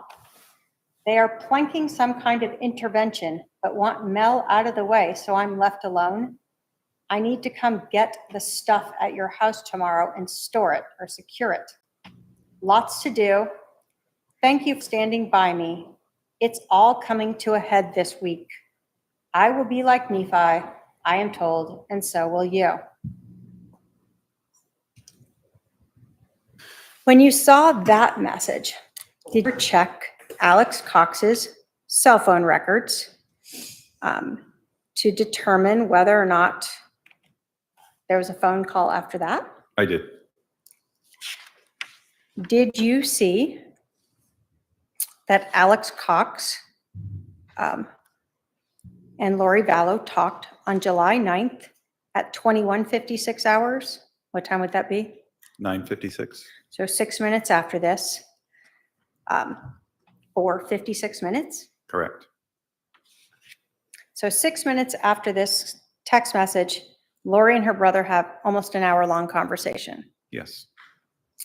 Now, in this message, when you were going through these records, did you recognize or learn who Nephi was?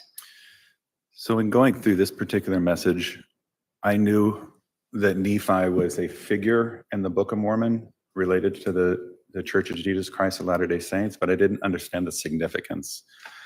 So I then did some research to find out who Nephi was. You were present in court when Adam testified, correct? Yes, And did his testimony about Nephi being told by the Holy Spirit to kill Laban and that this was a justified killing match with what you had learned when you researched it? yes, it did.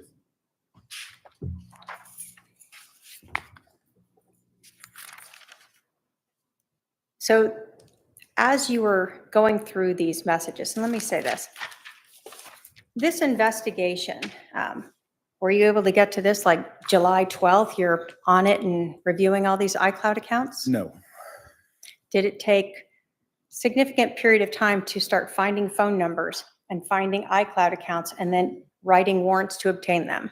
correct. It's an evolving process. You would find one and then that would lead you to another. So you're continually writing search warrants for other carriers and businesses. Okay.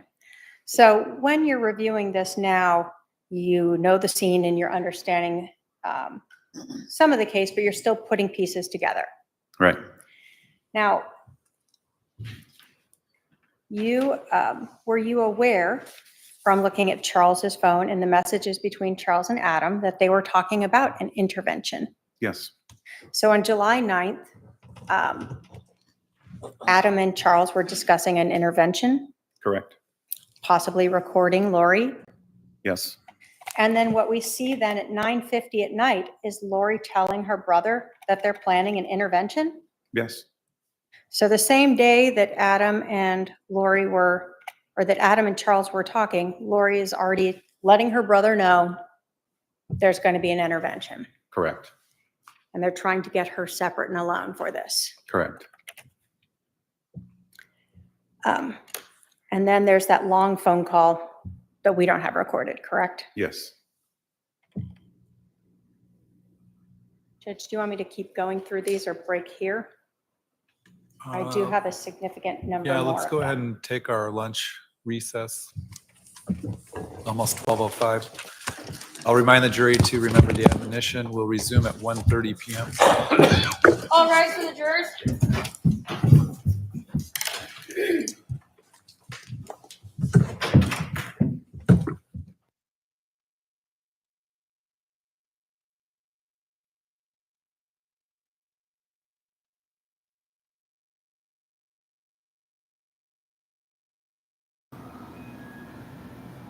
Okay, wow, that was kind of.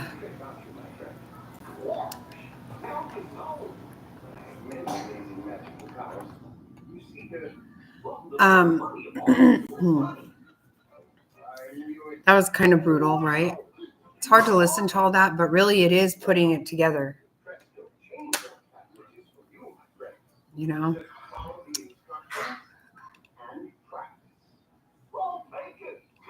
Oh, that's funny, Faisal. Sorry I didn't mute earlier. So yeah, it looks like Betty is not going to jail today. She's not in jail.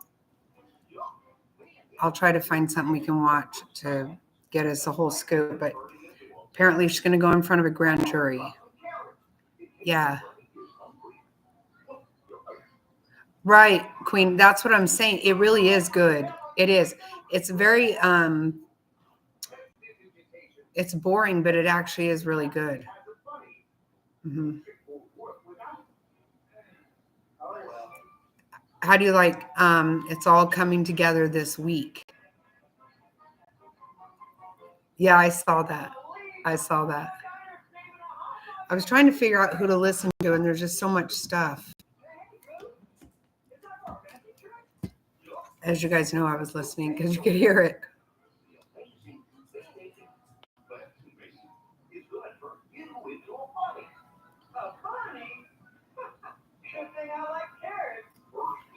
What a mess. She is an idiot. She's so stupid. She always calls it a win.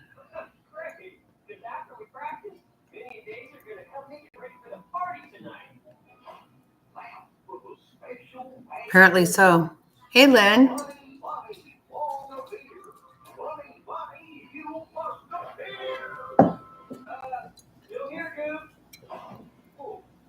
Yeah, I think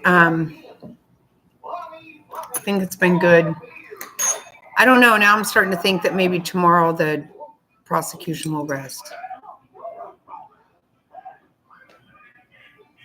If Lori doesn't have anybody to call to the stand, I swear she's going to call herself just because she don't have anyone to call.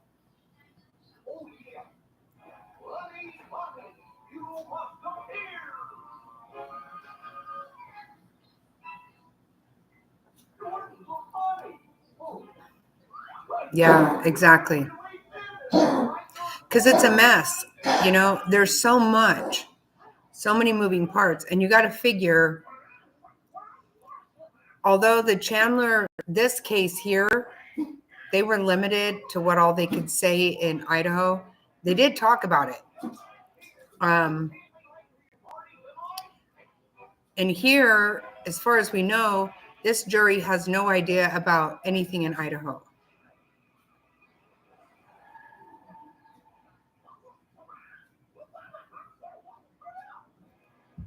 So trying to put it all together is not easy to do. Remember that when we watched Lindsay Blake do it, it was like, wow, it's got to be tough.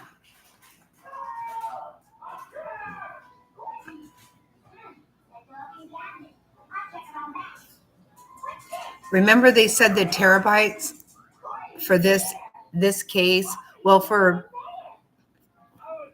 Chad's case, remember with the kids and Tammy and all that, was the size of the Library of Congress. That's what they said.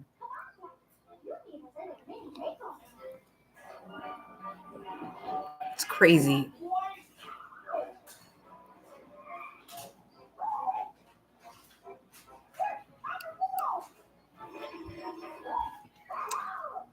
But I'm going to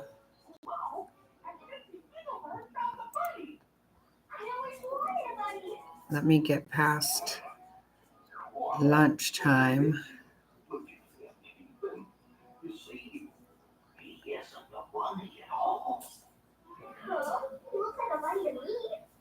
I was listening to this and trying to listen to what was going on with Betty. And I've got cartoons.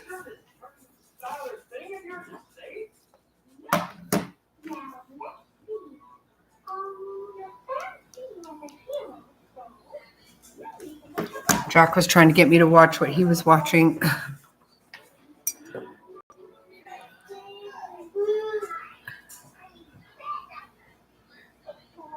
I was like, oh my God.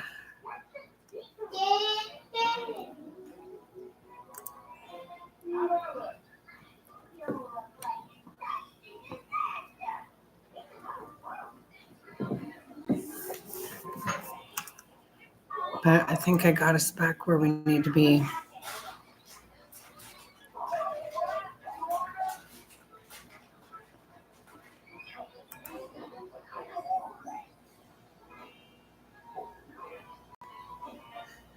Wait, what's that? Say what?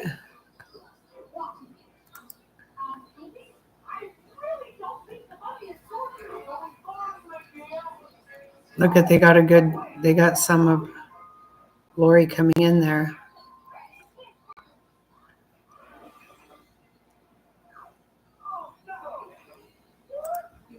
You notice she's wearing, her clothes are not very flattering on her, but I'm thinking it's because of that belt. She doesn't want to show that belt.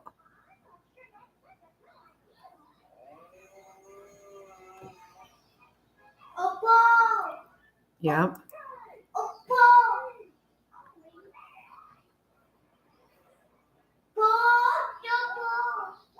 Hold on a second, baby.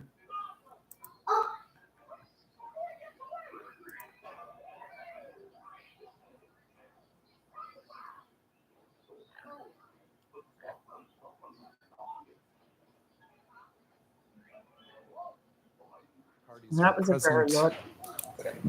Bring in the jury. Oh, I did put drafts of proposed jury instructions for you guys to review tonight. Obviously, some of those can change depending on what happens with the defense case, but that's at least something for you to get started with. Let's bring in the jury. I will. I have more credits due. Check for me. But I think there's a couple under that. You can wait until they actually start coming.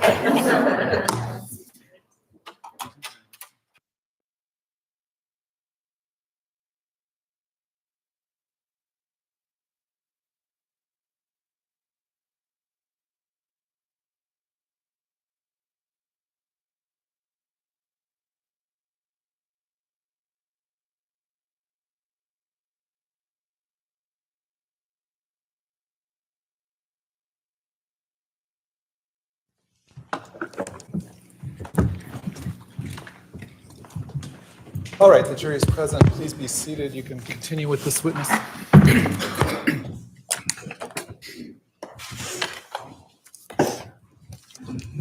I have the Alma, please? Thank you.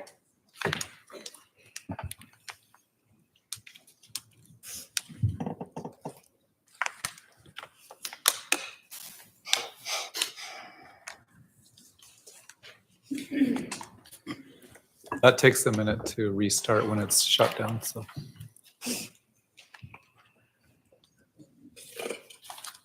Wait a second here.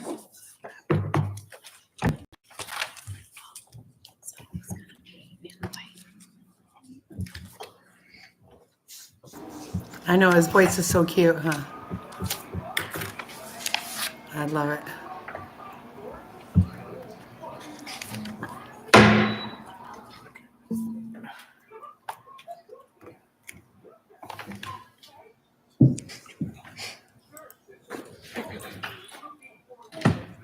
Should be kicking on. I know when it times itself out, it shuts down.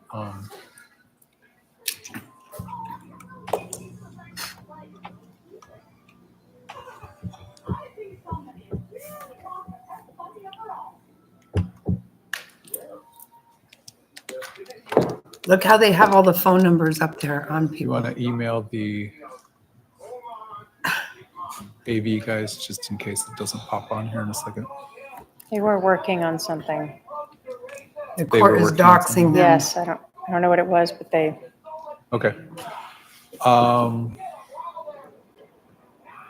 Rather than keeping everyone waiting, why don't we go and have the jury go to the jury room? We'll see if we can get this up and running here in a few minutes. What?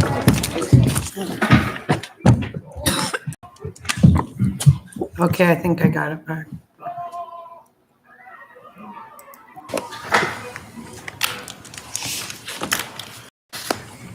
All right, thank you. go ahead. Sorry about that. Oh, thank you. All right, so just to put us back into perspective, when we broke before lunch, we were discussing Exhibit 227, correct? Yes, And this was some of the SMS or text messages between Lori Vallow and Alex Cox that were collected from her Lolly Time iCloud account. correct. Okay. And we had discussed the text messages from July 9th referencing the intervention. Yes, And we had discussed the text messages from July 9th discussing Nephi. yes, Those messages also referred to Mel, correct? correct. Now, as we go to the next page of this report,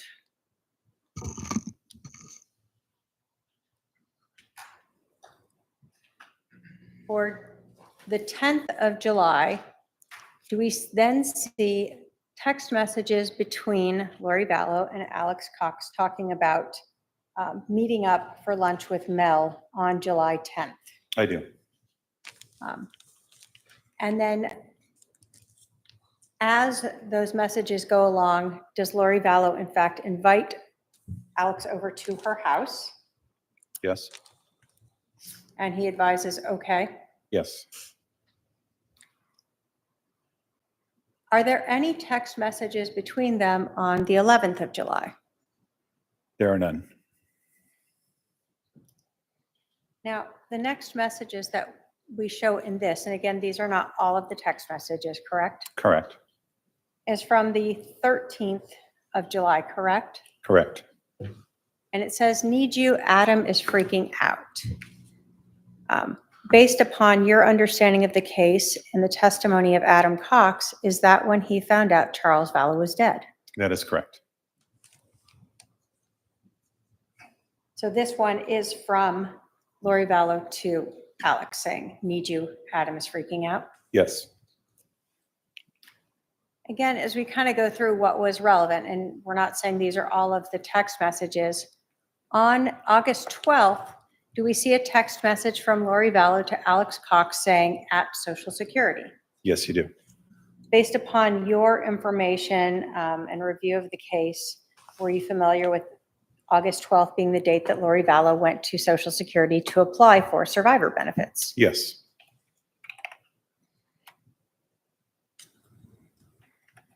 Told us that when you were looking through these messages, we had originally looked at some of the messages from the Lori for Style account. And you had looked for messages involving Ned, correct? When we heard testimony from Serena Sharp, do you recall her using the word zombie? I do. And that she indicated that that was a term that Lori used. Correct. and it referred to something to do with the possession. Yes. As you were looking through these messages, did you ever see Lori referring to people as Z's I or did. Z, Just the single letter Z. single letter Z? And so when we look at these messages, Exhibit 227, do we see starting on September 3rd, a message from Lori Vallow to her brother Alex Cox saying bad news on our brother? Yes. And Alex responds, "What's that?" Correct. And she says, "Z." Yes. And does Alex then say, "Really, when was that?" Yes.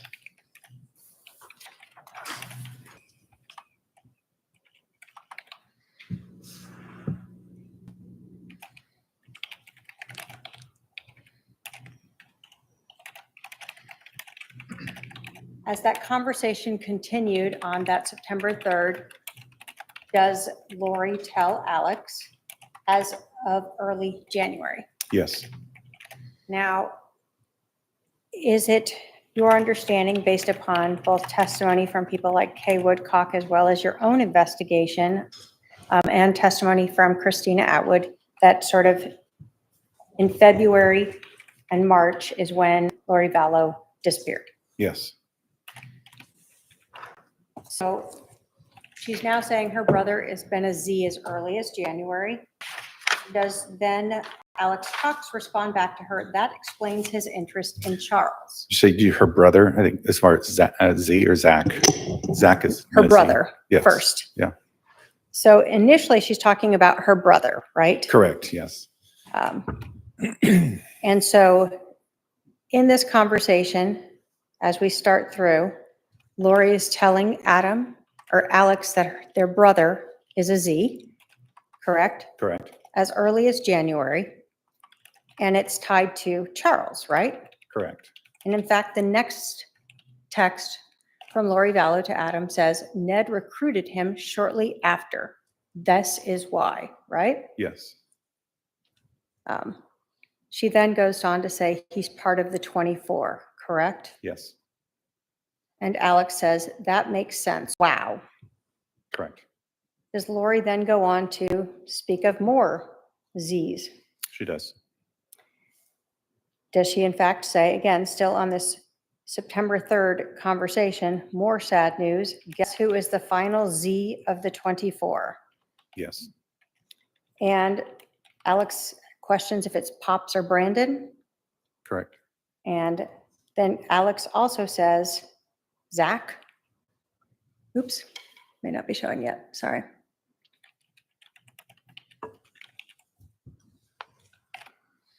So Lori tells, guess who the final Z of the 24 is, right? Correct. And we see from Alex, he guesses Pops or Brandon with a question mark. Yes. And then Alex also responds, Zach. Correct. And sort of the times here are close in time. Correct. We have 10:20:29 and 10:20:43. Lori responds, nope, think of Judas, who loved me completely, then turned against me. Yes. And then we see Alex saying, tell me. Correct. And Lori Vallow says to Alex, yes, our sweet Zach, he is in paradise, the real Zach. It makes final sense. Can you push that up a little further just to verify? That is correct. And does Alex then ask Lori, his sister, when this happened? Yes.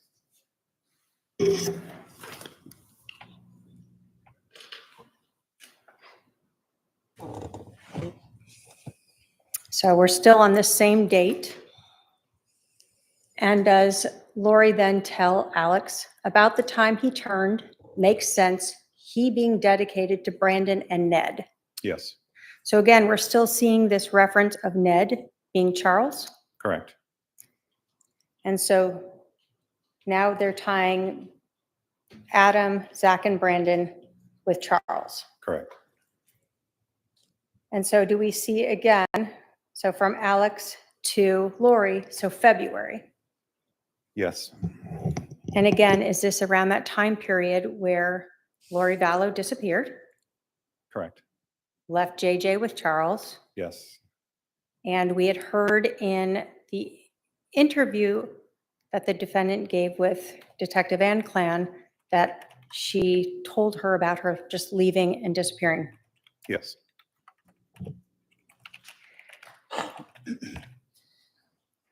As that conversation goes on, does Alex then say, how did Zach die, or was he forced out? He does. Previously in the Lori for Style, had we seen again a reference of Charles' body being alive, but Ned being gone? Yeah. And again, we've heard people testify as to Charles being possessed by that evil spirit, Yes. and the unknown of if that spirit went away, what that would mean for Charles. Correct. So this conversation then, after Alex asked Lori, how did Zach die, or was he forced out? Does Lori go on to say, it's crazy, I know, but it's sad and true. Now we know all 24, right? Yes. And then she also tells Alex, forced out, I think. Correct. And did Alex then say with his anxiety, he wasn't strong enough to fight back? Yes. And Lori, and he said, So throughout this time period, from February of 2019 up through September after this, are we still seeing Lori talking about Charles being Ned, Yes. this concept of Z or zombies, Correct. and others that seem to have helped Charles were equally dark? Yes. On the day or the day leading up to, as well as on the 11th of July, so July 10th and 11th, did you, in looking at the reports for the Lolly Time iCloud account, see messages between Lori Vallow and her sister Summer? I did. In those messages, did you see Summer providing updates as to the location of Adam and Zach on the 10th? On the 10th, yes. And did you also see Summer providing information about a place for Lori to stay? I did.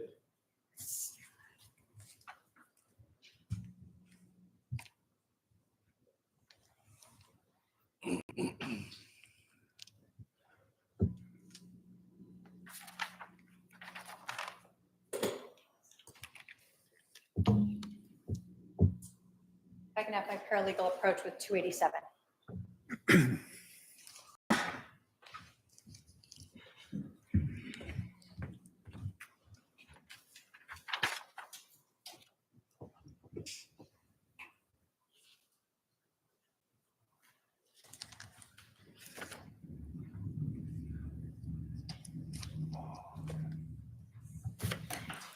Do you recognize Exhibit 287 as some of those text messages between, from Summer, Lori's sister, to Lori on July 10th, advising about Adam and Zach? I do.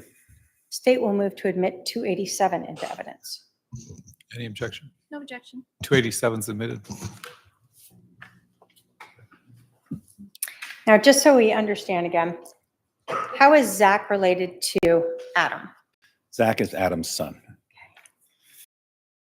Say that when he came down here, Zach was staying with his parents. Zach ended up actually flying home with him. Yes. So on the 10th of July, we see, again, this is instant messages now. Is that another type of data that could be saved in the iCloud account? Yeah, yes, it can. So in these instant messages, we can see who it's from as a contact of Some, right? Correct. And Adam had told us that Summer was sometimes called Some. Yes. And then again, contact the 480 with the last number is 9562. Is that Lori Vallows? Yes, it is. instant messages between Lori Vallow and Summer. Yes. So on July 10th at 2:04, Summer's asking if Lori can talk. Yes. And then about 34 minutes later, does she advise that Mom is in the car with Adam and Zach on the way home from Sky Harbor? Correct. And so we knew that Adam came in early afternoon on the 10th, right? Yes. And then Summer tells her sister, Lori Vallow, she wanted to know if she could confront him as a preemptive strike. I told her no, just to collect info. Yes. So we know from the 9th in that conversation or that text message by Lori Vallow to her brother Alex that she's aware there's an intervention about to happen. Correct. And she is rallying the troops around her. Correct. And her mom is asking if she can help by doing a preemptive strike. Yes. Then do we see an instant message also on the 10th at 2:43 from Mimi. Adam thinks Melanie left for Utah today because that's the last he knew. I just left it that way. Yes. Again, going back to that July 9th message, did Lori tell Alex that Mel had to stay and she couldn't go to Utah? Yes.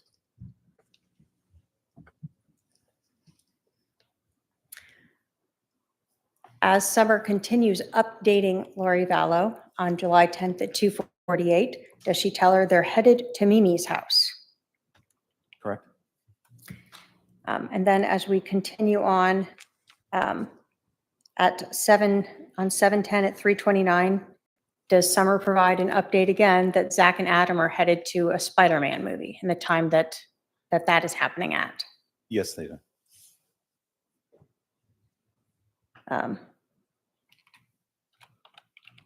Then on 7:10 at 4:56, we see again a message from Summer. I think so, just me and the kids here, right? Correct. Or M.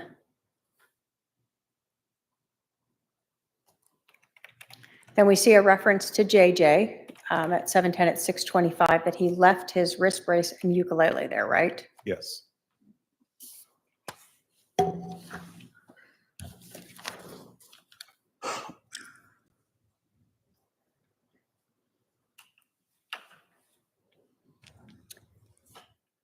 At 6:26 p.m. on July 10th, does Summer then offer Lori that she could stay at her house? She does. She tells her, would you rather stay here this week while we are gone? That way no one would know you were here. We can tell Zach we are putting Zeus in a kennel.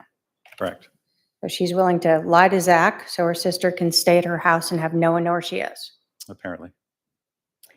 Then she continues to update Lori that at 8:10 p.m. on the 10th that Zach and Adam are still here playing Phase 10 and eating, right? Yes.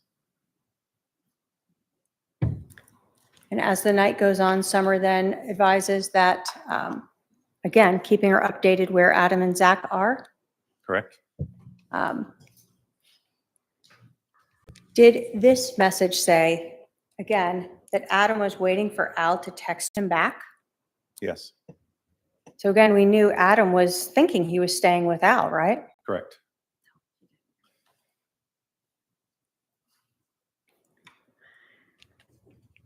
And then finally at 8:54, we see Adam and Zach just left to go to Mimi's. Yes. And so we heard from Adam that they stayed with his parents. Correct. And then on the 11th, did we just see instant messages from Summer reaching out to Lori saying, how's it going today? Yes. No responses on those. No.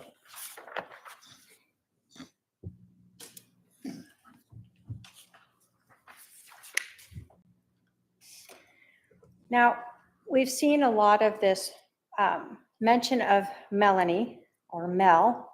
And when Adam testified, he told us that his sister's daughter was Melanie Boudreau at the time, correct? Correct.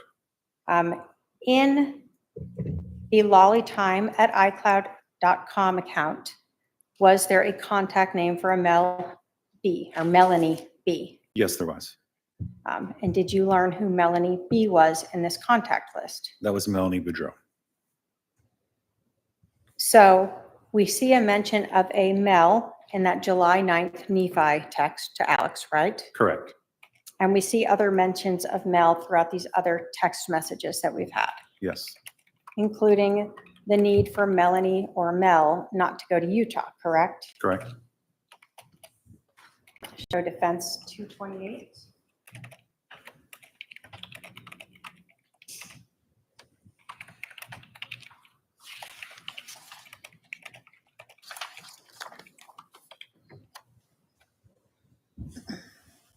Go ahead. If I can have my paralegal approach with 228.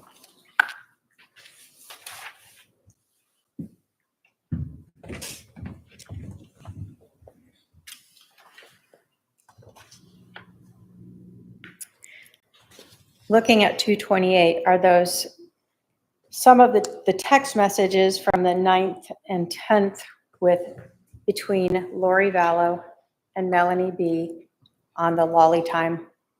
Yes, they are. And do those again involve sort of Melanie staying here in Phoenix instead of going to Utah, Yes. as well as updating on where Charles is and where Al is? Correct. State will move to admit 228. Any objection? No objection. 228 submitted.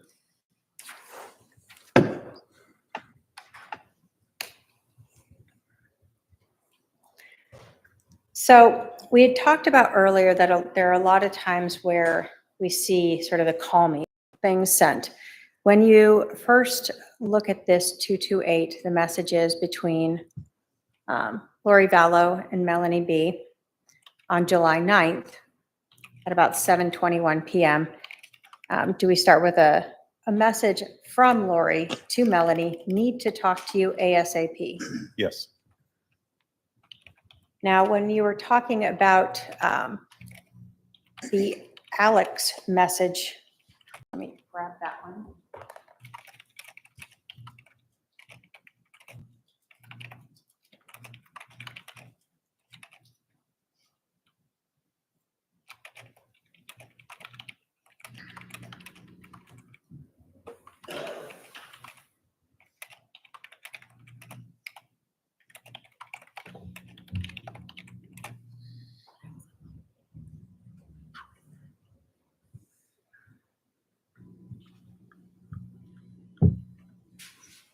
Sorry, right here. When we look at 227, we see messages with Alex Cox that are a little bit later, where we're talking the plot thickens, call me when you can, right? Correct. So these messages to Melanie B occur before, but it's the same sort of thing. So the plot thickens, call me when you can. We see a message from Lori to Melanie, need to talk to you ASAP, right? Correct. And then I'll call you in 5, finding out what to do. Correct? Correct. And then a response of K. Yes. As sort of the night goes on, we see some sort of messages of Melanie updating Lori of where she is and what's going on, right? Correct. And then we see from Lori telling Melanie at 8 o'clock, you can't go tomorrow. It's a setup for both of us, still on the phone, finding out the details. Correct. At that time, she hasn't sent the message yet to Alex, correct? Correct. So the Nephi message has not gone out yet. Yes. So then we see Lori Vallow sending to Melanie B, they have an elaborate plan, I'll call you soon, Yes. correct? Correct. Then as the time goes on, we see a message again, now from Melanie saying, I could take all the babies and drive and take our stuff.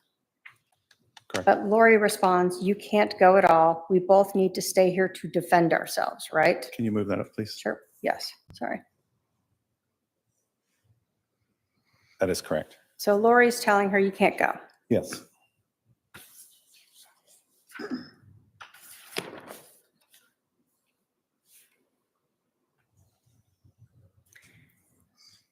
And this is where then we see a message from Lori Vallow to Melanie B. It's coming to a head. This week will change everything.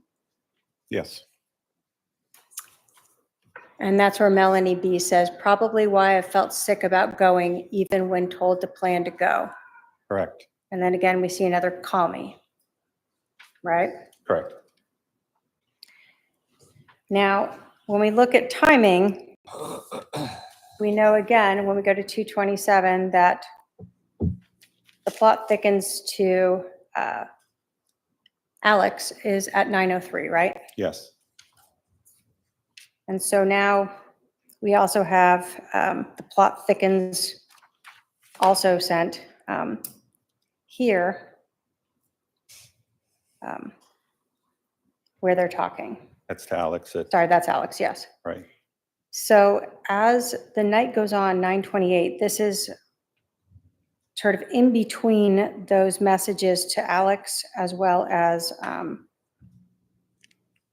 before the Nephi one. Right. And do we see here that Melanie says, I can lay at my house if I need somewhere to go. And then she goes on to say, I think I'll tell him I don't want to get the kids sick, so I'll go lay down at Mimi's, then gym, temple, and lunch. Yes. So she's going to pretend to be sick, but she's going to go to the gym, temple, and lunch. Correct. Then she continues to sort of advise what's going on the 10th and tell Lori, is it better for me to stay here or leave, do you think? So she's getting her direction from Lori. Correct. And then from Melanie, she advises Lori, Adam and Charles don't come until tomorrow, right? Or she asks her. And then she says, Brandon said it's okay, we can get in a flight tomorrow or whenever you're better. Yes. So on the 10th, Melanie asked if Charles and Adam are coming in, right? Yes. And Lori tells them they both come tonight. Correct? Yes. So she already knows that Adam is coming and that Charles is Charles coming. is coming. Yes. Does it go on? Okay. This is from Melanie. So today doesn't really matter, but I'm here. I have the kids tomorrow and that could make it easier for them. So I should probably be sick again tomorrow, question mark? Correct. Correct.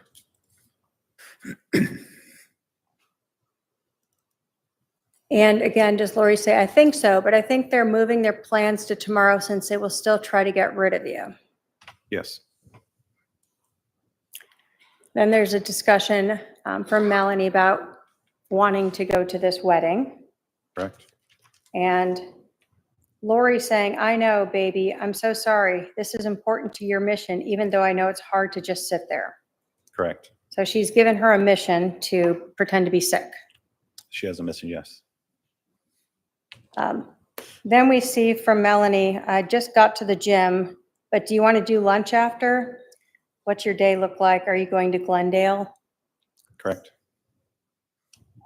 So we can see a plan going here where she's pretending to be sick for Lori, but they're meeting up. Yes. Lori says, yes, let's do lunch. I'm not going today.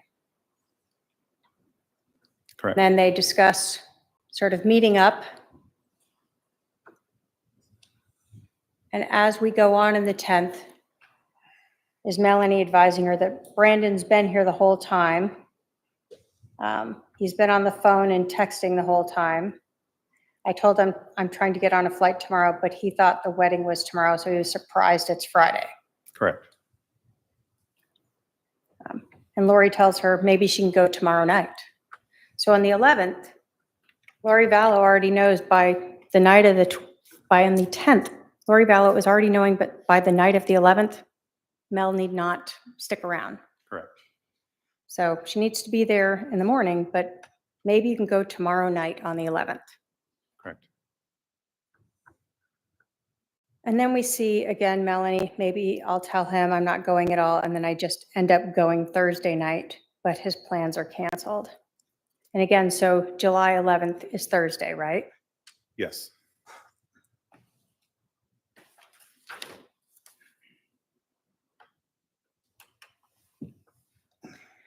Lori then tells Melanie, I don't want you to regret not going, right? Correct. Melanie checks in on Lori. This is still the 10th. How are things on your end? And also, I don't want to regret not going. Meanwhile, I'm over here dreading packing and playing sick, right? Correct. So she confirms that she's doing this for Lori to distract Brandon. She's not really sick, yes. Then we see Melanie saying, packing for the move, that is, and then asked to be, will you clear me? Correct. So still on the 10th, as we get to 6:47, we have Lori telling Melanie, sure, I'll work on you now. Do you want to come over for a blessing? Correct. And this is where we then see Melanie ask, sure, I can, but is Charles coming? Is Al there? Right? And so Lori lets her know that Al is here at 7:18 p.m. on July 10th, right? Correct. And Charles says he will come over in the morning. Yes. So at 7:18, everyone sort of knows Al is over at Lori's. Charles isn't there. He'll be over the next morning. Correct. And then we see Melanie say, I'll head over, right? Correct. This next message is from the 11th, correct? Yes. And we see her tell Lori again, Zach is here, right? Correct. And again, now it's closer to 8. He just acted like he was coming over to get his mail. He told Brandon, oh, hey, Adam's in town. And Brandon acted like he didn't know. I asked if he was moving in with Adam Cannon, and he said he doesn't know yet. And then do they confirm after that, I can fly out at 9 p.m. tonight and be back Saturday afternoon? Correct. And those two prior messages, so you can see the time frame of 7:48. Obviously, the event has taken place, and they're not read until 1:38 in the afternoon. Okay. So yes, so this is at the 7:53 a.m. when this is sent. That is after Lori Vallow has left the house with Charles's phone in his car. Correct. And it's read at 1:28 after Lori Vallow has been interviewed and released back in Charles Vallow's SUV. Yes. And they go over to Alex's house. Correct.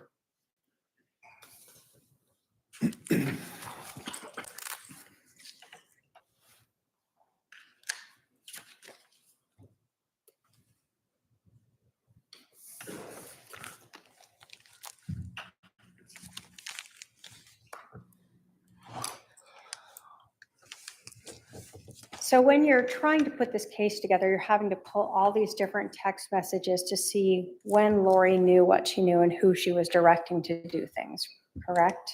Correct. As you were looking through these messages, were you also having to figure out who some of these people were? Yes, I was.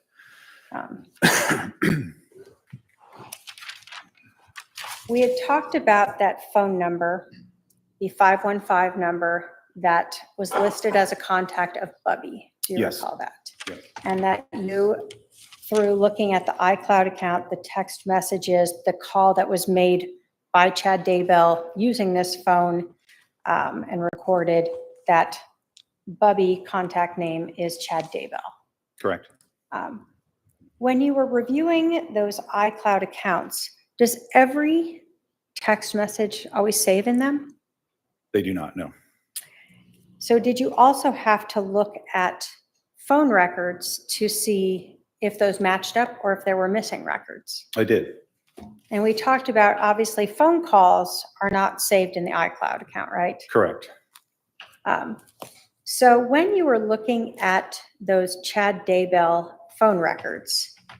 Did you look to see on the morning of July 11th of 2019 if there were any text messages or phone calls made between Chad Daybell's Bubby phone and Lori Vallow? I did.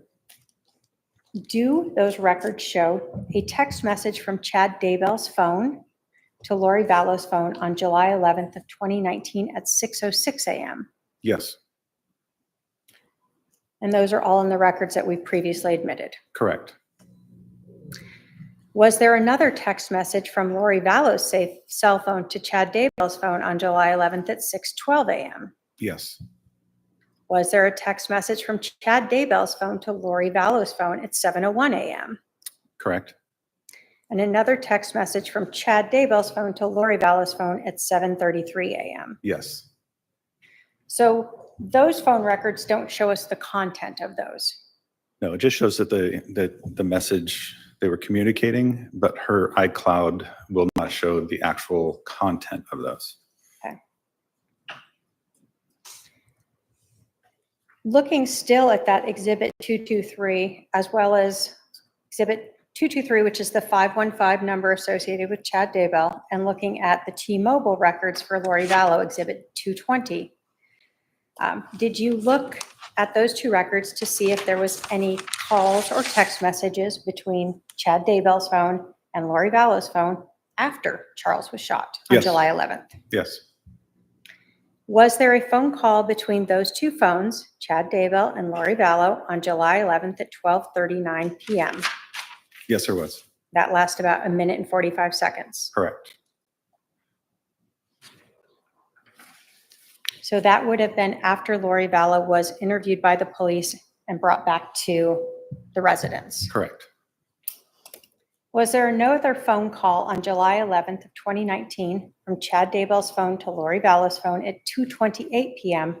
that lasted a little over 11 minutes? Yes, Is that around the time that Detective Enclan was calling Lori to have her come back to 5531 South Four Peaks? yes, it was. Did you see another call between Lori Vallow and Chad Daybell at 5:42 p.m. that lasted for over 30 minutes? I did. And did you see another call between Chad Daybell and Lori Vallow on July 11th of 2019 at 7 p.m. that lasted approximately 11 minutes? Yes, And did you see a final call on July 11th between Chad Daybell and Lori Vallow at 7:54 p.m. that lasted a little over 13 minutes? I did.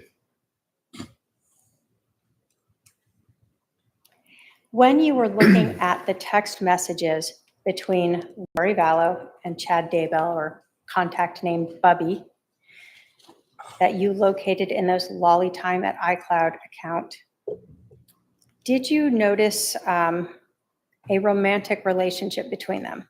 Yes, I did.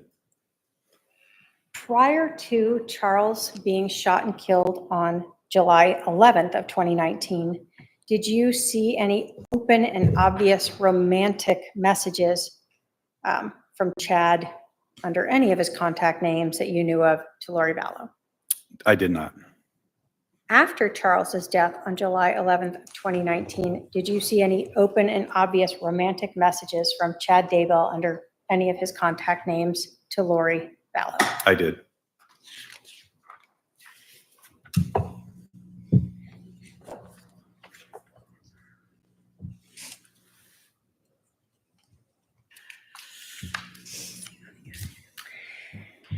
Now, were there many messages and between Lori Vallow and contact name Bubby or Chad Daybell? Yes, there were.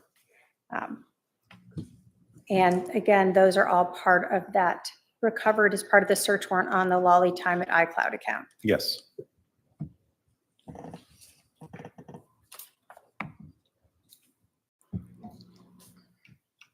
In these text messages, did Chad write I'll call it, romantic story about Lori and himself that he texted and emailed to her? He did. Did he have other names for them? I believe the names were James and Elena. did that story seem to sort of at least match the timing of when they met? I did. Were some of them more promiscuous? Yes.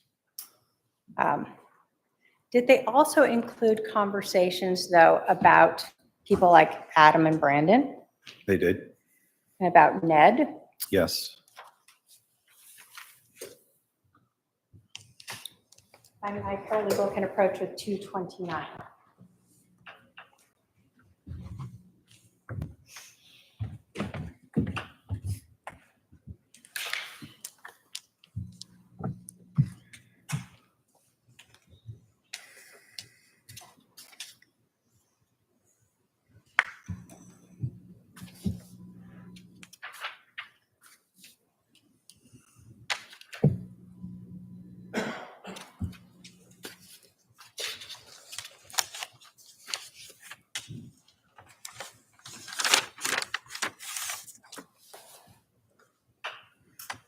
Anna, may the state will move to admit Exhibit 229. Any objection? Just relevance to the conspiracy, Your Honor. All right, the proper foundations been made. I will admit 229. 229. 229 is admitted. So we've talked about Adam and Brandon, correct? Yes. And so one of the first message in this Exhibit 229 is from July 13th, so 2 days after Charles was shot and killed. Yes. And do we see, at this point, Chad is asking Lori, how did Adam and Brandon find out? Correct. And again, on the 13th at 9:51, we see Lori telling Chad, my mom, because she was so mad, she went off on Adam. Correct. And again, when we go back to Adam's testimony, did he indicate he learned Charles had died on the 13th Correct. and that he got in a fight with his mom? Yes. At that point, do we see then a message from Chad asking, did he have much to say in his defense? Correct. And Lori responds, he was very defensive and tried to justify everything, but my mom kicked him out and said she would never talk to him again. She's dramatic. Yes.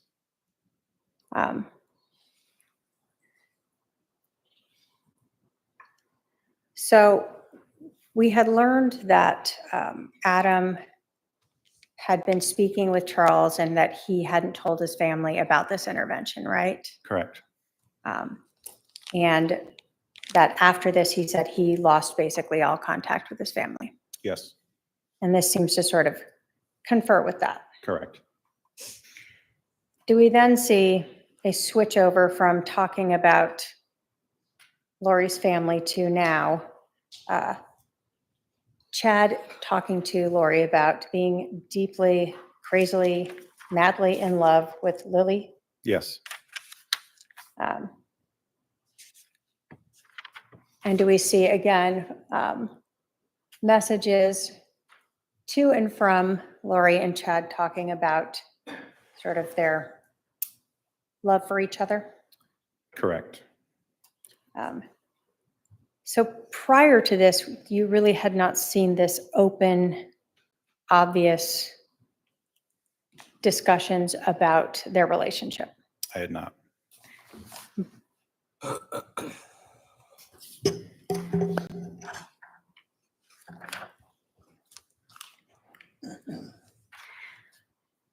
As the time continued, did you continue to see, again, messages of love, as well as a lot of calls? I did. Although we won't read through everything here, is this sort of part of that story you're talking about of James and Elena starting in November? Correct. And is November when the Preparing the People conference was here in Arizona of 2018? Correct. And we've heard testimony from witnesses that Chad Daybell was there. Yes.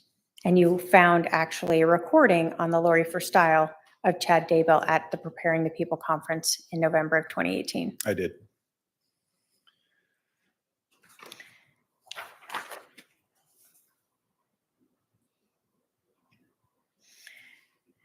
As we get to July 14th, do we see Chad then talking about cleansing the Houston house?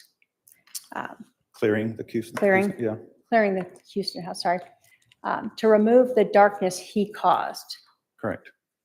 So who was living in Houston? Charles. And had you seen and heard people testify that Charles was considered dark by Lori Vallow? Yes.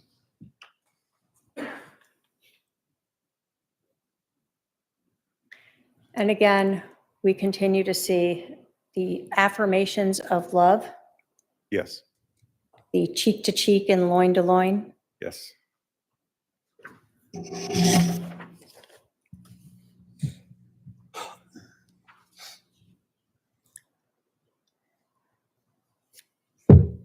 Again, more conversations, both of love in text messages as well as phone calls. Correct. As we continue on the 14th, did Chad, let me ask you this, where was Chad Daybell living in July of 2019? In Idaho. So Chad is living in Idaho, and you told us that you had seen flights of Lori to Idaho and Lori and Chad to Arizona in March of 2019. Yes. He's asking Lori, did everything go smoothly in ending the hotel stay and getting the car returned? Correct. And so we see Lori responding to him, I guess I turned in the car, but I don't know what the police did at the hotel, probably just left it. Correct. And so we know that the police got the key card from her and went and cleared out the hotel room. Yes.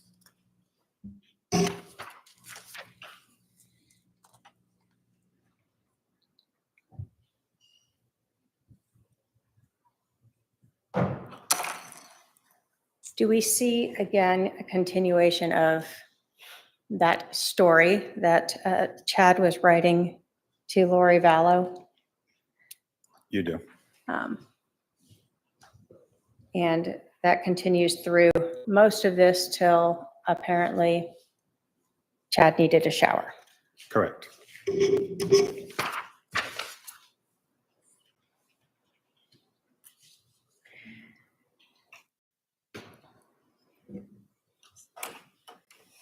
Now, as we again continue through this, are you seeing sort of every day multiple texts of love between these two?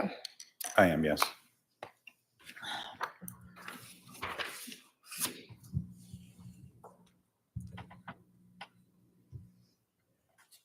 And again, going through the 17th, 16th, 17th, again, more affirmations of love, correct? Yes. Now, we know on the 15th of July is when Lori Vallow had called Banner Life Insurance to indicate that she was the beneficiary, right? Correct. And on the 18th is when she learned that she was not. Correct. So in Exhibit 229, do we see on July 18th at 12:18 Arizona time? So I talked to the insurance company. He changed it in March. So it was probably Ned before we got rid of him. They can't tell me to whom, of course, but it's done. I'll still get the $4,000 a month from Social Security. Yes. So on July 18th, after she talks with Banner Life Insurance, Lori tells Chad she's not getting the life insurance. Correct. But she tells him she's getting $4,000 a month from Social Security. Correct. Now we know from Lori Vallow's text to Alex that she went to Social Security on August 12th, correct? Yes. And we also had testimony from Social Security about that. Correct. But here it is on July 18th of 2018, and she already knows she's going to get money from Social Security. Correct.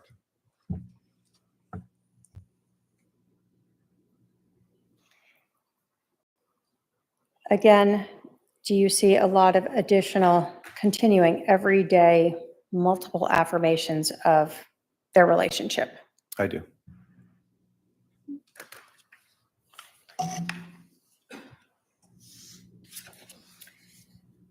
And this email or this report just went through the July 18th where we have that message about the Social Security. Yes. Did those affirmations continue on after Yes, that? they did. So now that Charles is dead, there's a very open texting and calling relationship between Lori Vallow and Chad Daybell. Yes. Now, we had indicated that there were multiple contact names that, Sorry, Queen. Yes, Joe Ryan was Tylee's dad, and I don't think he didn't adopt Colby, but he did take his name.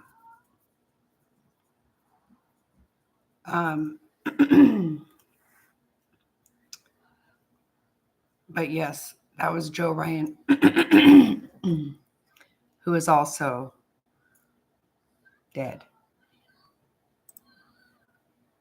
were associated in the Lolly Time iCloud account to Chad Daybell. Yes. While you were looking at these text messages in the Lolly Time iCloud account, did you locate any for a contact name Melanie 2 with the number 2? I did. And in reviewing those messages, did you identify them as coming from Chad Daybell as well? Yes. The number linked to that contact of Melanie 2 was for Chad Daybell. Did you even see a message from Melanie 2 with an attached photo showing Chad Daybell? Correct. And were all those, not all of them, were there a substantial number of those messages between Melanie 2 and Lori Vallow, the same sort of romantic discussions that you saw between contact name Bubby Yes. and Lori? Yes.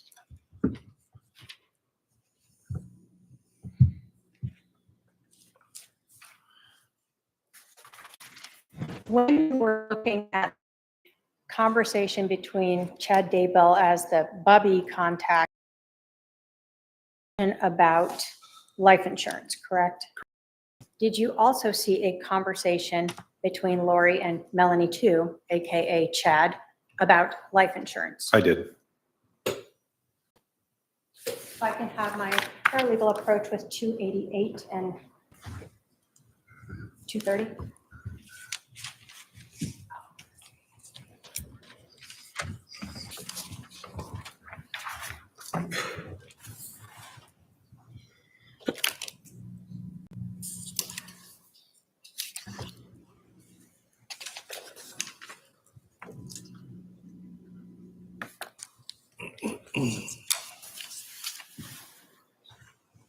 Looking at 288 and 230, are those both one of the messages that is from Melanie 2, contact name, to Lori Vallow that was had an attached photo of Chad Daybell and another individual? Yes. Was that some of the information used to verify that this Melanie 2 was in fact Chad Daybell? It was. And 230, is that some of the SMS messages showing both that same romantic relationship as well as that conversation about the life insurance? Correct. State will move to admit 288 and 230. Any objection? Just the relevance, Your Honor. 288 and 230 are admitted. So starting with 288, was this, again, a message, an MMS, so meaning there's an attached photo, right? Correct. That occurred on July 17th of 2019 from Melanie 2 contact name. And it said, I took a photo with Alan Osmond for Mark. Correct.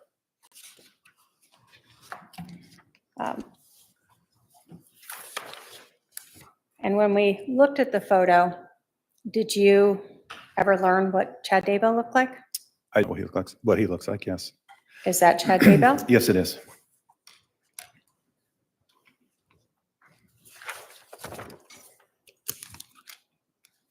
So this is the person that she has been texting all the romantic love affirmations with right after Charles died. Yes. 230, again, we see the same sort of romantic contact between them. Correct. And so this is, again, July 18th now, going on with another contact name for Chad Daybell in Lori's phone. Yes. And again, we see it's the Lolly Time iCloud account, right? Correct. When we get to July 18th, this one, though, is an earlier. For the Bubby one, we saw that it was a noon time message, right? Right. And so we learned that Lori received a email indicating she was not the beneficiary, and later she had a phone conversation. Correct. Does this one appear to be sort of the earlier one because it references, I just got the letter from the insurance company saying that I'm not the beneficiary. It's a spear through my heart. Who do you think he changed it to? Brandon or probably Kay? He left nothing for JJ. Correct. Did that conversation go on? Wow, that's terrible. There's no way to find out. It did. And did Lori then tell Chad, I might be able to see when I get his computer on Sunday, I could check the email sent to the insurance company. It will show change of beneficiary. He must have done it recently. Correct. So we had seen, in fact, photos what appeared to be from a computer that were sent to Chad Daybell, correct? Correct. Showing that beneficiary change. Yes. So does that seem to match with, again, what Lori's telling Chad here about finding out who got that money? It does. Does Chad then say, it seems you would have to agree to change, maybe the name was forged, you should have a good paper trail to prove it, right? Correct. So he's trying to help her figure out how to get that money. So you then go on to say, I love you, this is terrible. It's probably another step in bringing down, what is this? Gaddy Anton. Did you ever learn what that was? I'm sure I researched it, but off the top of my head, I don't know what it is. Okay. Did Lori then tell him, nope, he can change it anytime he wants. He's the agent and anyone can change the beneficiary anytime with their own signature. I'm thinking it must be Kay. Correct. So she understood, at least to Chad, that Charles had that right. Yes. Does Chad then say, it will be interesting if he got changed after he had 2 bullets in his chest. Correct. And she goes on to respond, I don't think it could have. You can't change it after the death date. They would review that. Correct. And then she goes on to say again, I'm thinking Kay as well. Or he says, I'm thinking Kay as well. She probably freaking out that you got those computers. I'm going to shower and give you a blessing. I'm eager to get home so we can talk. It will be okay, my love. You are wonderful. Correct.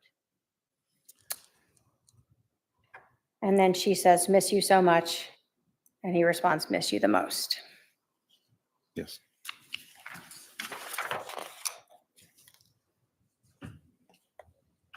So during this conversation, we see Chad and Lori discussing who this likely would have gone to, and when it could have been changed, right? Yes, And that all occurred before the second conversation we see, also on the 18th, but closer to, I think, 12:30, 12:34, where she knows now it was changed in March. correct.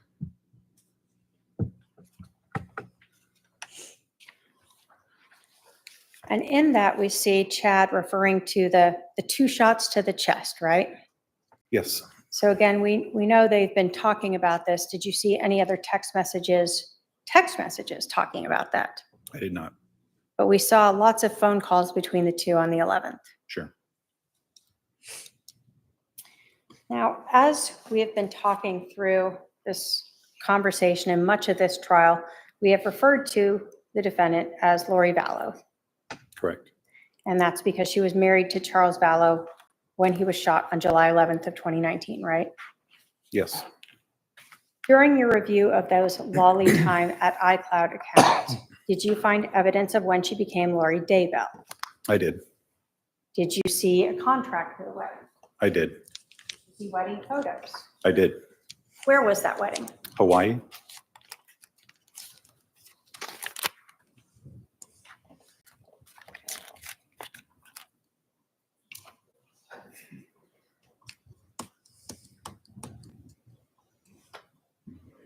I can have my paralegal approach with 233.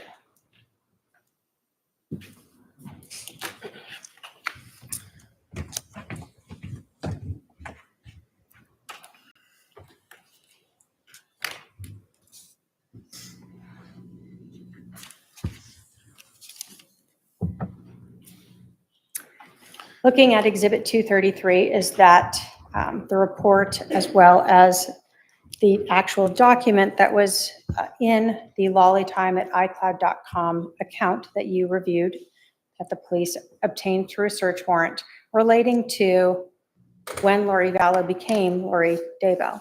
Correct. State will move to admit 233. Any objection? Relevance. 233 is admitted. So the first part of this, we see that, again, it notes that this is an image that was from the account, from the Lolly Tom iCloud account from 10/31, correct?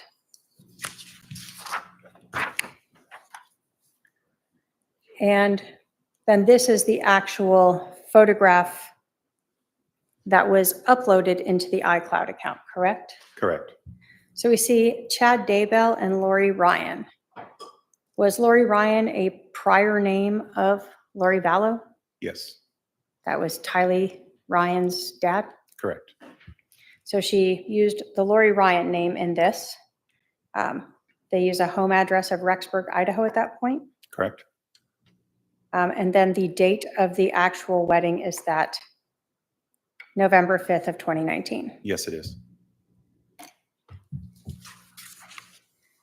So 4 months after Charles Vallow is shot and killed inside of the defendant's home, she has remarried to the man, Chad Daybell. Yes. I have no other questions for this witness. Cross.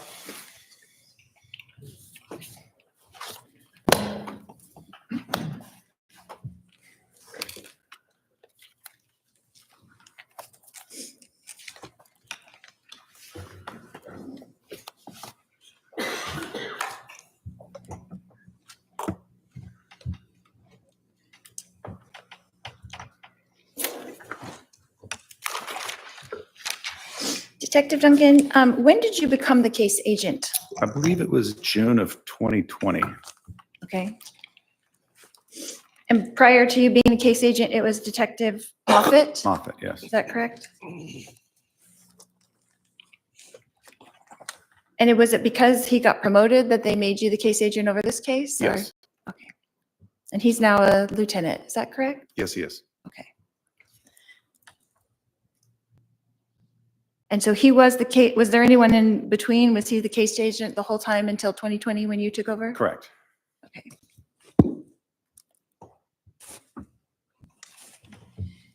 And when you took over the case, what things did you do differently? I wouldn't say differently. I continued what I was doing. I was looking at records for him. The records in this case, as you're aware, there's volumes of records. So continued to look at all of the independent iCloud records, call detail records, phone extractions, and also kind of reviewing what he had done prior to my assignment is what I'd done. Right, so kind of reviewing and seeing what you need to look at. Correct. So is this, from what I was understanding what you were saying earlier, is this, you weren't really involved in the case since July 11th and now you're back involved in the case? So July 11th, obviously I was there at the house. Right. Shortly after that, I had another homicide and my time was occupied with that. And it was several months later that I offered to help look at records because they were so much. And I'd always done that kind of in the background, but never really took a deep dive into them until that June 2020. Okay, but you were kind of involved, so you kind of knew what was going on in the investigation during those, Somewhat.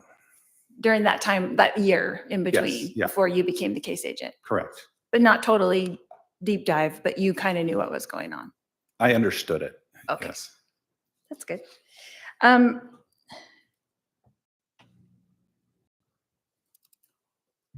So let's go over that day again real quick. When you were there, what time were you there at the scene, from when to when? I believe I arrived shortly after 9:15 Okay, and I would have left probably 4:30. okay. Were you at the house that whole time? Yes. So Well, you didn't, let me back oh, up. I'm sorry, go I ahead. did leave for a short period of time to obtain a saw that we would need to cut that piece of flooring out and the baseboard. Okay, But then it came back, yes. so you were at the scene that whole time, besides the time you went to get the saw? Correct. You didn't go to the Chandler Police Department? No. So you weren't there during our interviews? No. Okay. So, and you had mentioned something about you couldn't go in, I was confused. You couldn't go in until after the search warrant, but you were in before that, right? No. So obviously your first responders, your police officers, the firefighters, they're going in to preserve life and treat the victim in this case. Then they back out. At that point, we will not let anybody in, given the circumstances of this case, until the search warrant is actually signed and executed. So we will wait outside the threshold of the house until that search warrant is signed, and then we will begin our investigation. So I'm still confused. So you didn't go into the house until after the search warrant, or you did get to go in beforehand? No, I didn't go in before. I waited until after the search warrant. Okay, so you had testified, I'm still confused, sorry. And I'm going to object again to the defendant testifying. Just ask the question. You had also indicated that you had gone in and that Charles was on the floor. Is that correct? I think the question was asked of me is, what did I see when I went in? And so that, and I would say after the search warrant, we went in, that's what I saw. But he was already gone in the ambulance at that point? He never went in an ambulance. Charles didn't go in the ambulance? No, he went with the medical examiner's office. So what time did he leave? I can't give you a specific time on that. I have to look at the medical examiner's office information for that. But it was after you entered at 11:50? Yes, it was way after that. Okay.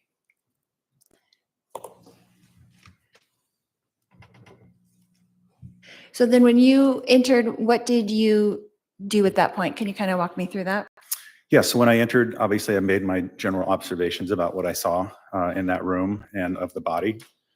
And then talked with Detective Coons about what needed to be done next. And what did you guys do next? So we came up with a game plan as far as how to process the scene, which direction, who was going to do what. Like I indicated, I was tasked with collecting that firearm. and was also tasked with kind of looking through the house for any kind of blood evidence that might be present. The other task that I had, when we were ready, I contacted the medical examiner's office to report the death to them. What time about was that call, do you think? I do not know. But sometime in between that, before 4:30, is that correct? Correct. And did everyone leave the scene at 4:30? Is that kind of the timing when people were clearing out, or? Yeah, some might have stayed behind, and a lot of our ID techs like to sit in their cars and type their notes, that type of thing. But right around that 4:30, 4:45 is when the search warrant was completed. Okay. And then there had been a walkthrough, is that correct? Yes, And so Alex had come back to the house just after 3-ish? I believe that could have been the time, yes. Okay. And then were you present during the walkthrough? I was. And who else was present? Detective Moffett, Detective Werther, Detective Coons, myself, and I want to say crime scene technician Jordan might have been there as well. Okay. And was it Jordan that was wearing a body cam? Was there a body cam made of that? No, I believe that Detective Werther had a body cam, but it malfunctioned and didn't capture. So there's no recording of that at all? No.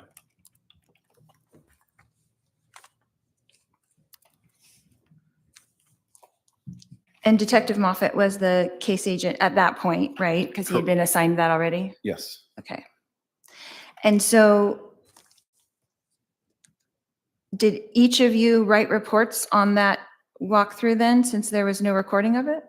That would have all been included in our original, in our report, not a specific walkthrough report, but in our original narrative, yes.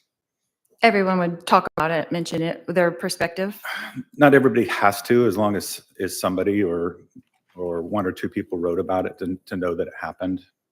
Yeah. Right. So since there's no recording of it, though, someone is assigned, like, because Moffett is the case agent, or who would do that? Be assigned to include it in the report, for sure. It's different. I'll give you the example. If you look at probably my report compared to Detective Coon's report, you might notice, similarities in there. You might notice stuff that I went into more detail on, or he went into more detail. But it depends on whether they write it or not. They could just put something as simple, I was present during a walkthrough. Okay. So since you became the case agent, have you read all the reports? At one time or another, yes, I have. So is there anyone specific that kind of ran through what happened at the walkthrough? Your Honor, I object to asked and answered and relevance.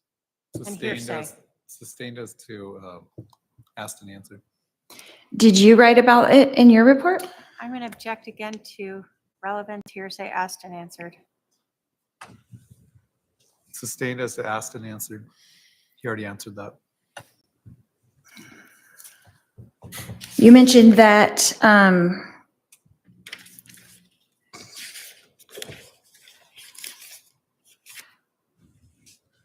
it was Detective Werther who had the body cam, is that correct? Again, asked and answered. So Sustained. did you read his report? I have read his report, yes. Did he mention the walkthrough and what happened? And I'm going to object again to relevance, hearsay, and asked and answered. To the extent that it would call for a hearsay answer, I'll sustain the objection.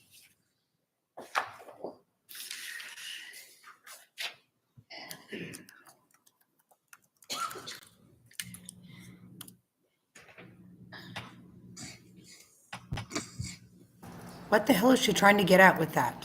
What? Oh my God. Detective, when you became the case agent, you were kind of aware, so you knew what had been done in the investigation, is that correct? Yes, And so you knew who had been interviewed, is that correct? yes, And you knew what had been tested or not tested at that point? correct. So the bat was tested for fingerprints. We learned that in the testimony, is that correct? Correct. And the results were inconclusive. Correct. And so there were no latent prints were identified. That's correct. Correct. And there were prints, but we just don't know whose they were. Is that accurate? Sounds about right, yes. Now, we learned that the bat was swabbed for DNA and sent to the lab. Is that correct? Yes. And was that ever tested? No, it was not. And why not?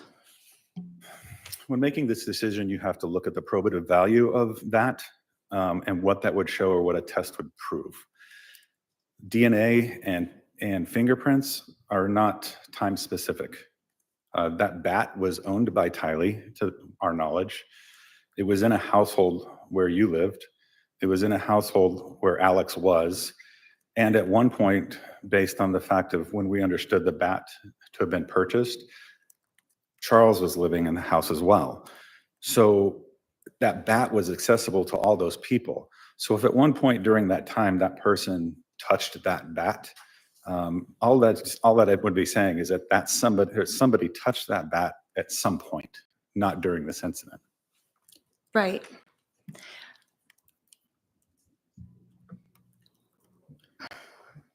But there was no blood found on the bat, is that correct? Correct. But would that be able to be told from DNA? There was nothing that was visible that could see, like if blood dries or anything like that. There was nothing that would indicate that here's a spot we need to test for that particular, for blood. Right, but would DNA tell if there was blood?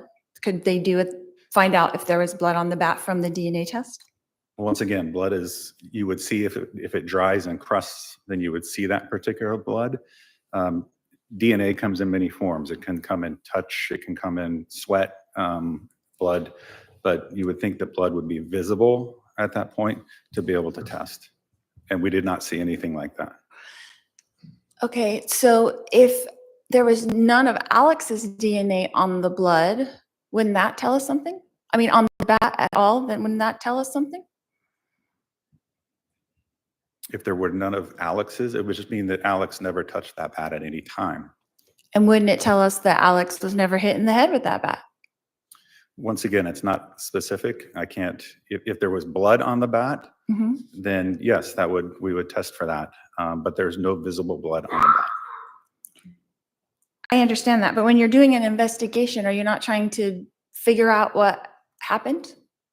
Yes, and that's what we Don't you did. want all the information to do that? Yes. And so whose responsibility would it be to request the DNA testing from the swab that was taken? Once again, that would just show, it's not showing that it's blood. There's no blood on the bat. It was just showing that a DNA swab was taken of that particular area to be able to test later on. But there's no discoloration that would show any kind of blood. And who in the Chandler Police Department would be requesting that DNA to be tested? Who would have to do that? That'd is be my me. question. It would be you. As the new case agent, that would be me, or Detective Moffat at the beginning. And so Detective Moffat never did that, is that correct? Correct. And you never did that, is that correct? Correct. Okay. So if Charles' DNA was on the bat, then wouldn't that tell us something also? Did he touch the bat at some point? Yeah, that he took it from Tylee, like she said in her interview. And I'm going to check and move to Sustained. strike that. The jury should disregard that last question. That information is not in evidence.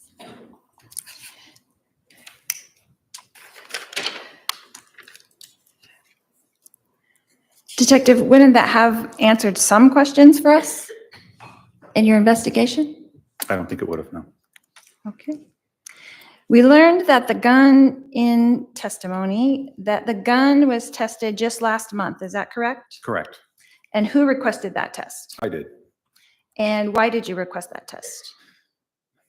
So on firearms, immediately after we have a firearm case, we have the ability to utilize a system called NIBIN. NIBIN is run through the ATF. And what NIBIN will do is we can fire a particular firearm that we have control over and obtain casings from those. We could then take the casings from the scene casings and then compare those together. We already knew that that gun fired those casings very early in the investigation, as an indictment report provided. However, ATF will not testify in court. So playing the balancing game of when a trial will begin and whether a trial will even happen, I do not like to make more work for a firearm analyst than I have to. When we know that we are in and going to trial, then I will send that over to them because they were the ones that will testify to that. Okay.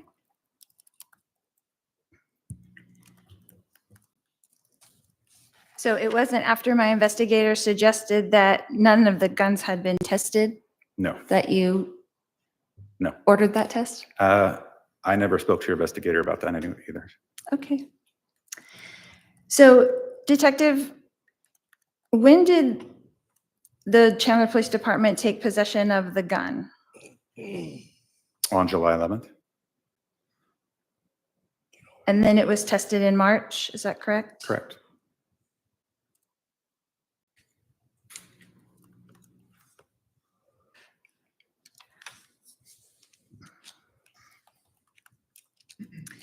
And then we've established through expert testimony of Detective Coons that the floorboard was not tested either, is that correct? Correct. And he also established that the projectile was not tested either, is that correct? Correct.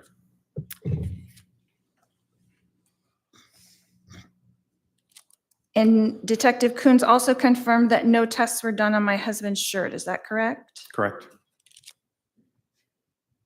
And then when you became the case agent on this case, why didn't you request any of these tests? Because I was confident that based on the medical examiner's report of an entry wound to the lower left quadrant, an exit wound to the upper left rear shoulder, and a corresponding defect, or what I would refer to as a bullet strike in the floor, if you take those 3 points and match them up, then there's no other explanation other than Charles was laying on the ground at that time. So the medical examiner said he could not say that he was laying on the ground for sure, but you're saying that in your detective opinion, you know that for sure? I believe so, yes. And so were you there to witness it with your eyes? No.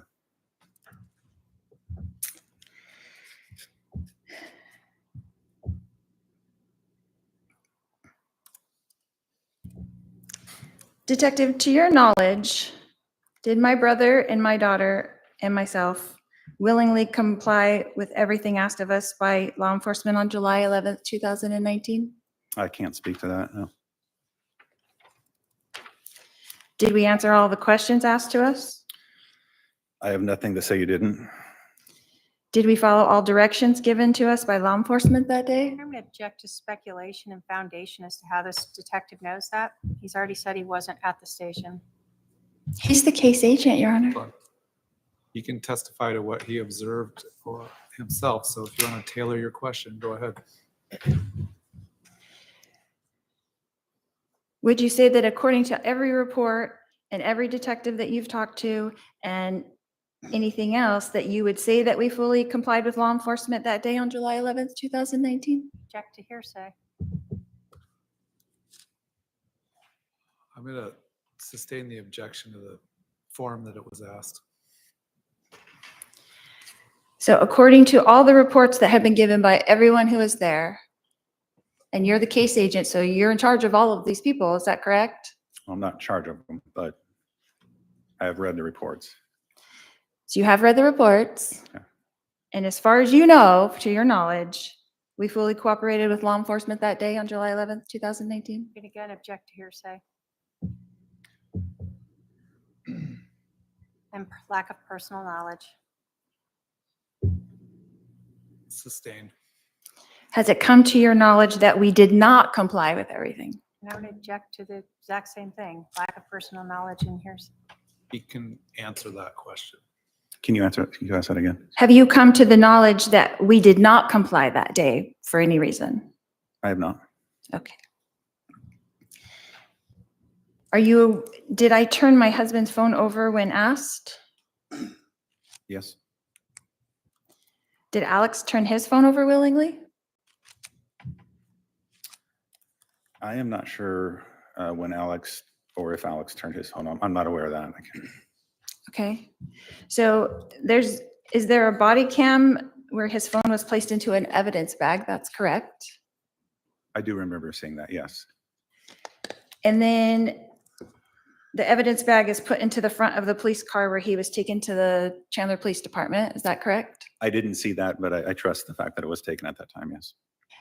And so according to that body cam, it looked like he turned it over on request. And I'm going to object to speculation. You don't have any knowledge that he didn't. Is that correct? I'll allow that last question.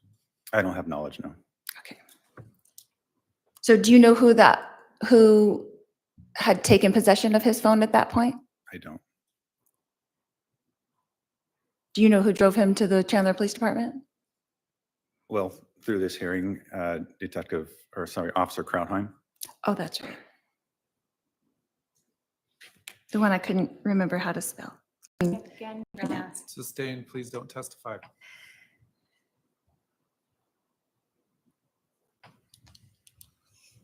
Was a copy of Alex's phone made by the Chandler Police Department?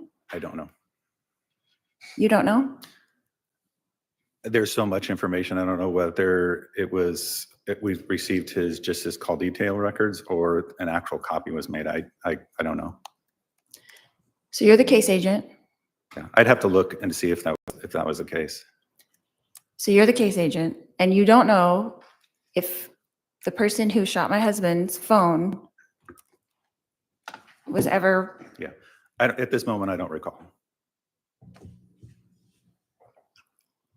so there's no Cellbrite of it. Is that correct? In the discovery? I think the only thing that we have is his call detail records, which would be from his cellular provider. So what would the typical protocol be for you if someone handed over their phone, wouldn't it be to do a digital download of it? So that can be one of two ways. It could be under a search warrant to do that, or it can be under consent to do that. I do not believe I don't believe that his phone was extracted at that time. So he would have to give consent? Is that what you're saying? Or a search warrant, but that would have been through Detective Moffett. So Detective Moffett would have had to get a search warrant and then he would download it? Based on their conversation, whether Alex would be willing to do that or whether a search warrant was needed, but that was Detective Moffett's call at that time. And he decided not to do that? I don't know what his process is or his thought process. Well, I'm saying that he did not do that, and you're the case agent now, so you would know if that was done, correct? You're asking me to speak for Detective Moffett, whether it was done or not? No, I'm asking you to speak as a case agent now if you know if it was done or not. I believe it was not. Okay. Do you think that would be important to your investigation? Absolutely, knowing what we know now, yes. Okay, you're a detective, right? Correct. You have to look at all the angles, right? Correct. You don't know what happened, right? You just stated that you weren't there, right? Correct. So wouldn't that be crucial information that the police department didn't bother to take? Once again, I don't know what the conversation with Detective Moffett and Alex was and what his reasoning for not. Would I have taken it? Yes. But that was not your call at the time. Correct. And so in lieu of that, what did you do to try to obtain that information? We got his call detail records through his company. And so is it safe to say that it's much better to have the actual phone to do the extraction so that you can have everything that was on the phone? Yeah, but you can also obtain a lot of that stuff through other means, through iCloud records, Google records. But yeah, it is nice to have that phone. So would you call that an oversight by Detective Moffett? Object to speculation. Sustained. So was the phone then returned to Alex that day? Yes, How did that happen? Was it just handed to him or? I'm not sure. Okay. And that would have also been Detective Moffett's call. Correct. And we haven't heard from Detective Moffett. Is that correct? Correct.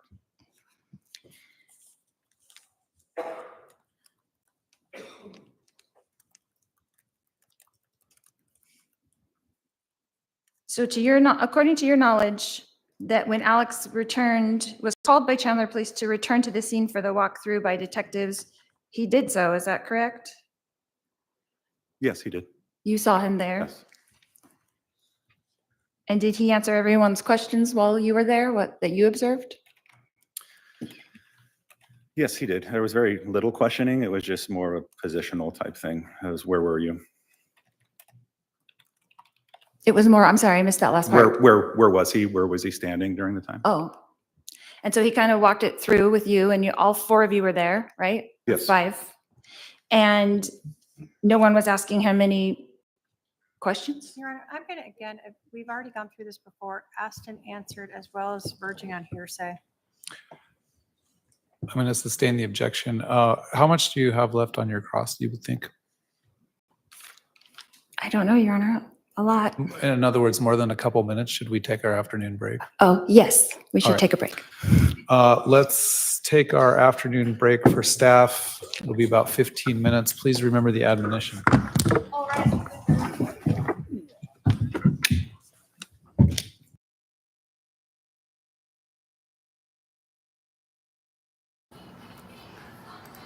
Okay, wow, I can't.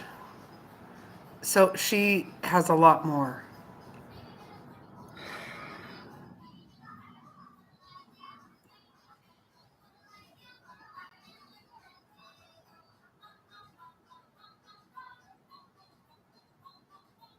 Right?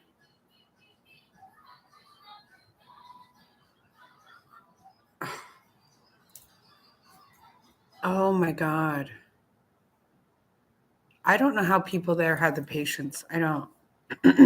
How the judge and I mean, how many fucking times can you be told? I didn't do it. I wasn't there. That's not what happened, okay?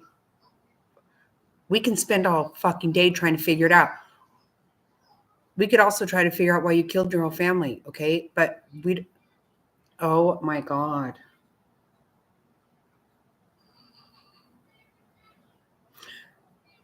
They got enough from there to, he needs an answer like Kay Woodcock.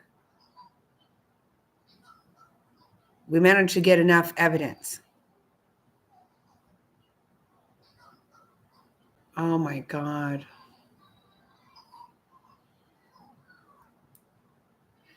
How do you not just pinch her and say, listen, stop it. Stop it. Oh my God, she makes me need fucking some kind of anxiety medication.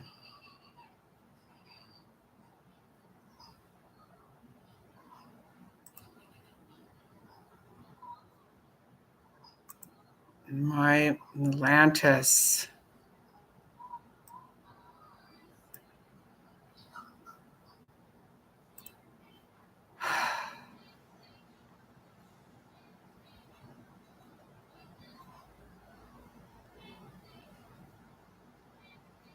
Mm-mm-mm. Well,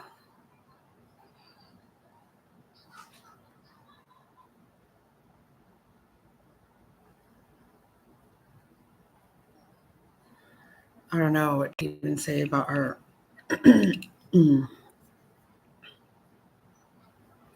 So this isn't going to be over with today, obviously.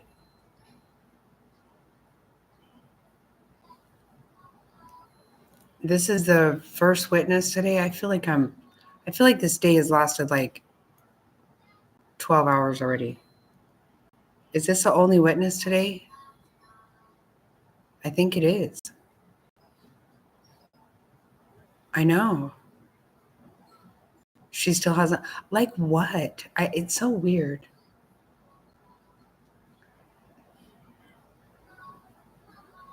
Oh my God.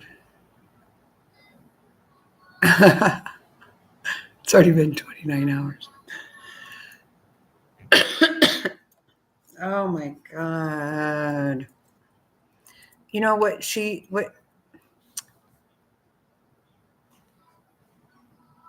I know.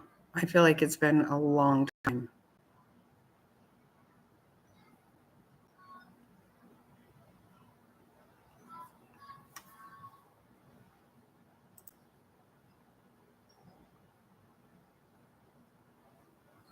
Let me see if I can find, gosh.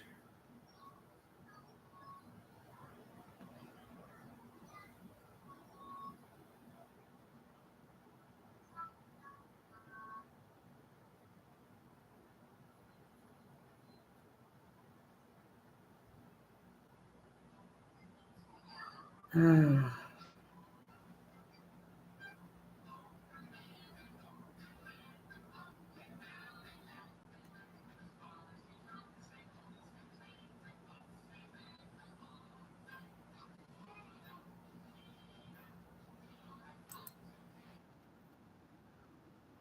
Hold on a second.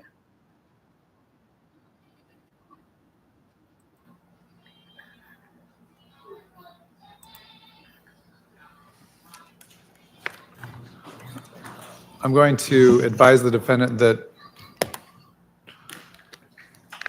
anything that this witness read in another officer's report, he can't testify to whether those things are true or not unless it fits into some exception to hearsay or non-hearsay for you to establish that. So please don't ask any questions that he can't verify. He can testify to things that he observed, saw, or heard. But again, if you're referencing another report that another officer wrote, he won't be able to testify whether the contents of those reports are true or not unless he has some sort of personal knowledge.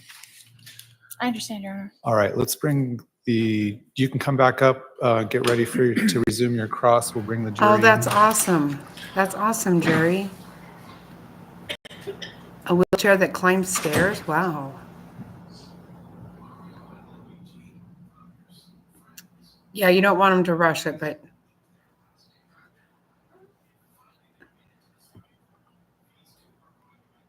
yeah. Oh, I 100% believe in that, Queen, 100%.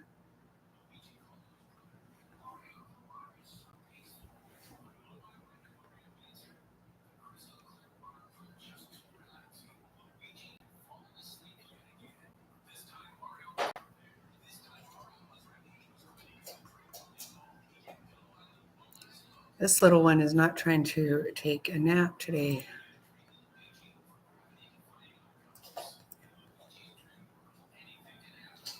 What happened?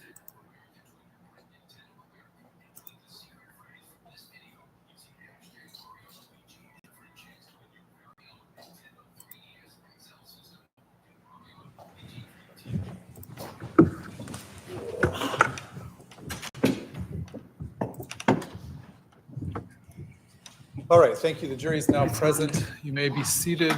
You can continue with your cross-examination of this witness.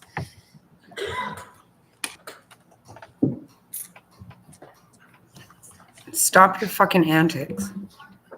You know what, though? That doesn't look good to the jury. It can't. Detective Duncan, in all those text messages, we saw a lot of people. Did you interview our mother, Janice Cox? I did not. Did you read or watch her interview? I have not. Did you interview our sister, Summer Shiflett? I did not. Did you read or watch her interview? No. Did you interview our father, Barry Cox? No. Did you read or watch his interview? No. So the only source that you have for this investigation of the shooter in your case is through our brother Adam? Is that correct? And all of the contacts mentioned through your iClouds. Yeah, but you didn't ask anybody who was mentioned in there or who was speaking in there what they meant by any of those text messages? Well, none of the people that you mentioned Mhm. were present during this incident. So you're asking about the actual day of July 11th, if I asked them about that day or about the text messages? About the text messages themselves. Like, did you ask my mother what she meant in that text message when she wrote it? No. Did you ask my sister what she meant in those text messages? No. Did you ask Melanie, my niece, what she meant in those text messages? No. Did you ask me what I meant in those text messages? I couldn't. Hey, Ryan.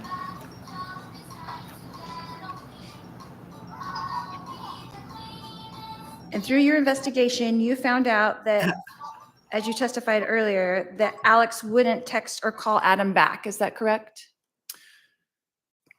I'm not interpreting as far as he wouldn't do it. What I'm saying is I don't see it.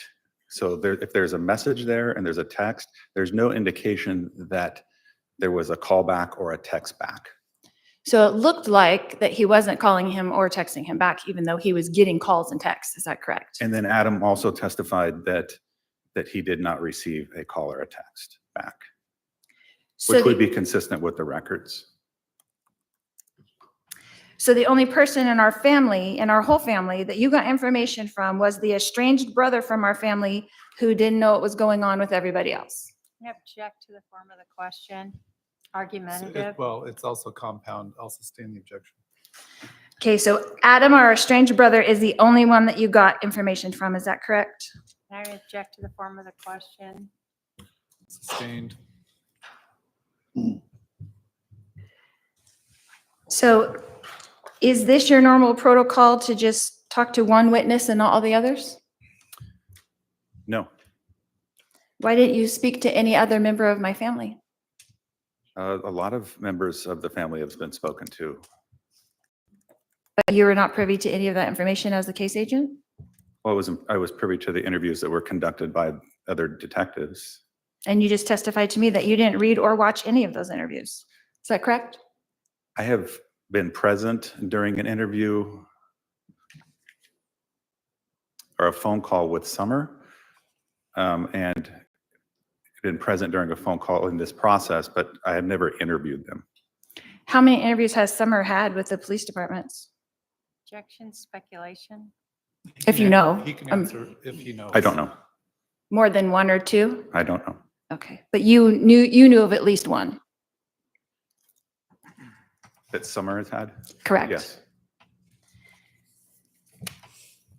But you didn't ask her any of these questions or any of the questions about the text messages that you just talked about that were on the screen with Summer?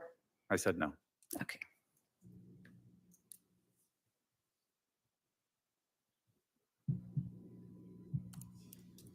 So as the case agent and a detective, do you form a suspicion and then stick to it and only investigate the things that lead you to that same conclusion? No.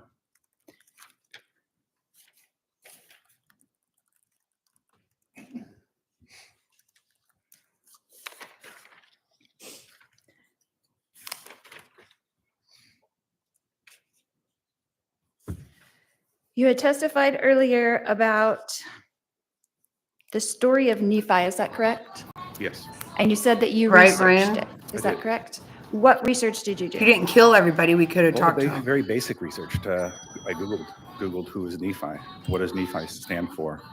I've also, through this process over the last 4 or 5 years, have asked other members of the church just a simple question. Tell me about Nephi. And every single person I talk to tells me that same story that was told by Adam. So are you aware that there's 15 books in the Book of Mormon? I'm not. Are you aware that 4 of those books are books of Nephi? I'm not. That there's Nephi 1, 1st Nephi, 2nd Nephi, 3rd Nephi, 4th Nephi? No, I'm not. Okay. That there's many stories of Nephi. Is that correct? Or you don't know? I don't know. So the very first story is the story that, I'm going to object to testifying.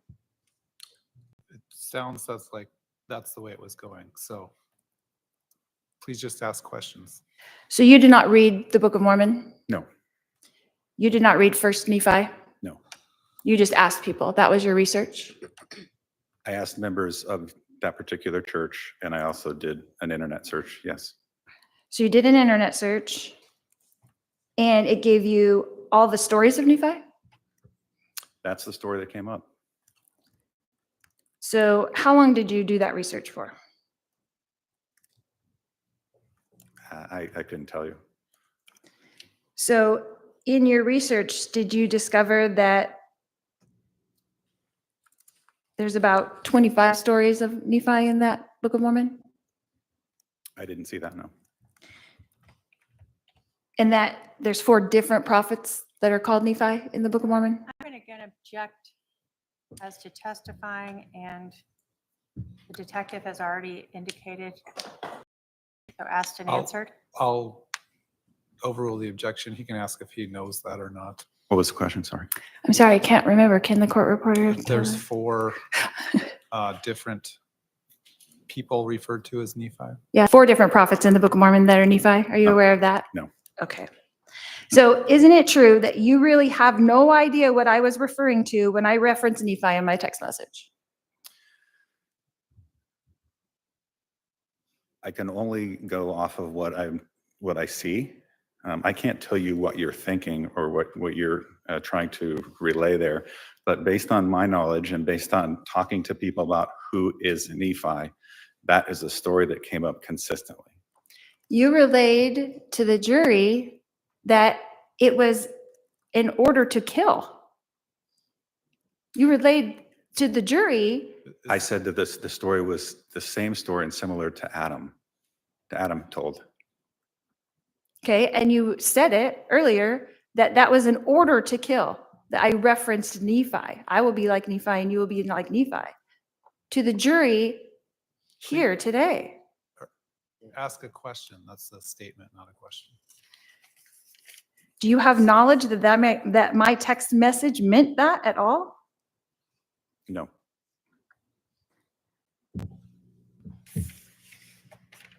Are you aware through all of your investigation of this case that my brother was a stand-up comedian, Alex, I had heard that, yes. and that everything is a joke to Alex? I can't speak for that. So when you're interpreting all these text messages and making all these assumptions, half of them could be jokes and you would not know that? Objection, speculation. Sustained. Were you speculating when you read my text messages? I think I'm just reading your text messages. I don't think I was drawing any inference from them. I was just simply reading them.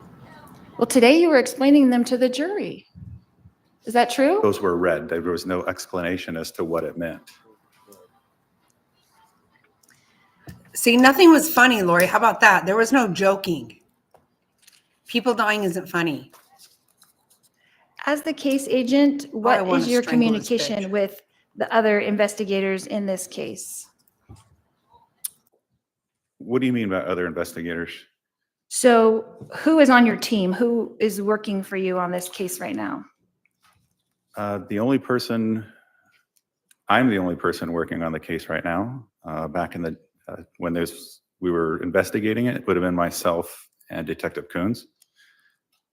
And then periodically we'd have Detective Werther do some work for us if we needed it. And then do you guys communicate through emails or calls or text messages, or how does that work? Well, unfortunately, we're cramped in a small little area, so we have the ability to just talk to each other. So no reports are really made of that communication. You're just talking? Correct.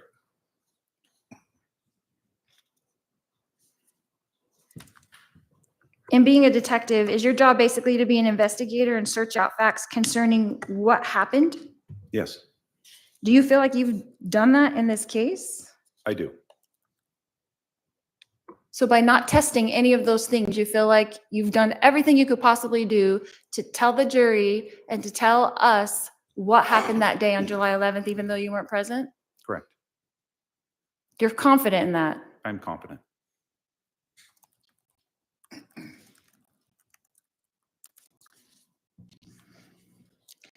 Did you have to meet with Detective Moffett to review the case when you made this transfer? No. So he didn't give you any heads up on what was happening? Well, before he left, he just dropped the case notebook on my desk and then went on his way. We have So- had conversations before then and since, but You're not nothing as in important detail. as you think you are, Lori. You're really So not. you didn't say what's been tested or what hasn't been tested? No, that's for me to go back through and look You're not at. the only person who committed murder Through that day in reports? Chandler. Correct. Okay. Okay, so did you think it was important to maybe luminol the bat? Once again, there was no visual blood present on the bat, and we decided that we were not going to do that particular process. So can't blood be invisible and still be on the bat if you luminol it?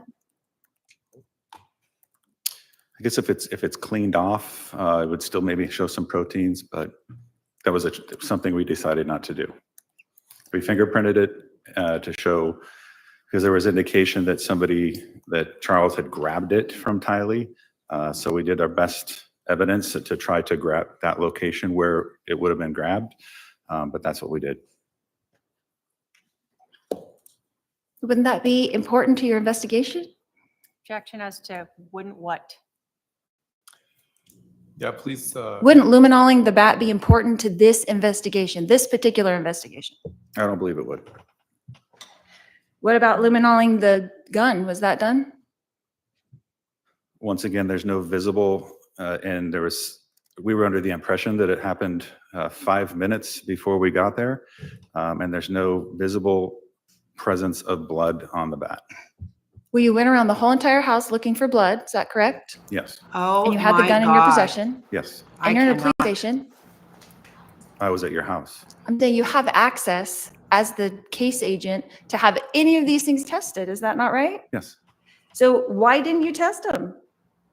because I did not think that luminol Fuck would- right off, bitch. was Fuck needed off. to be tested because there was no visual blood. Oh, I hate this bitch. I hate So her. wouldn't you like to know that for sure?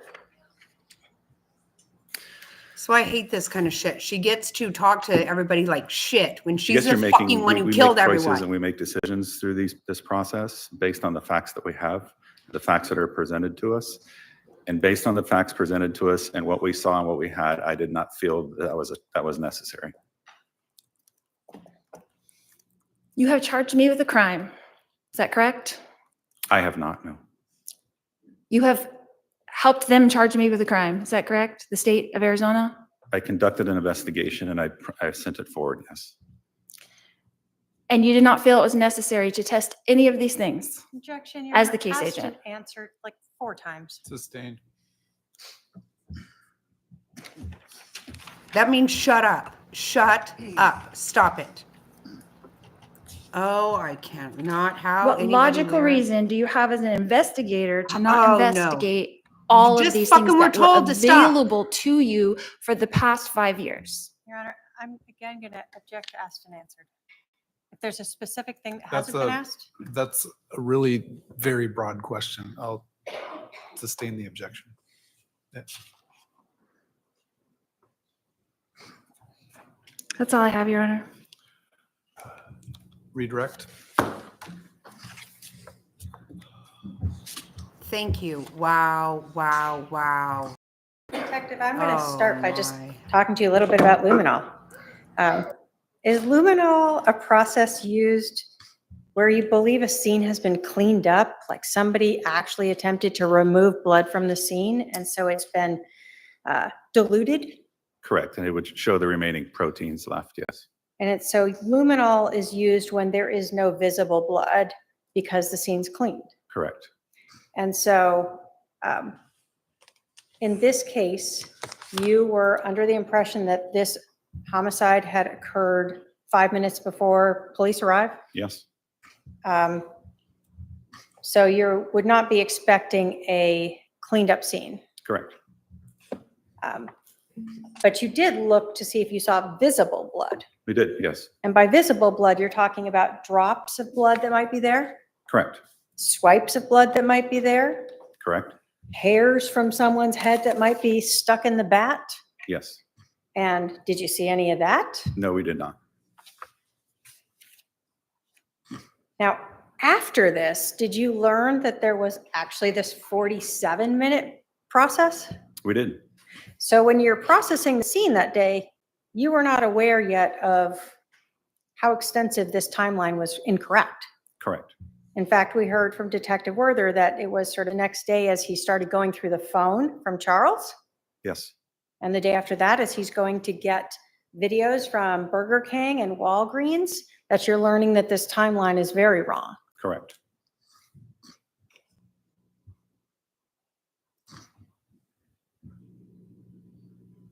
I want to talk about the data that you have reviewed in this case. When you talk about what was reviewed, whether by you, well, let's just say by you. In these iCloud accounts, are you talking terabytes of data? Yes, each iCloud account can have terabytes of data, and you have to, and it's tedious because you can only look at one at the time. We can only look at one particular iCloud at a time and go through that, make notes. Then you'd have to shut down, open up another, and look through one iCloud at a time, and then try to, with your notes, to match these together. So it was a very labor-intensive process. And as you're looking through this, are you then learning more things that then makes you have to go back to the other iCloud account to try to see what you could find in that? Absolutely. So when we come in here with just a few documents and a few things, would it be fair to say that's just a grain of what you've gone through? Absolutely.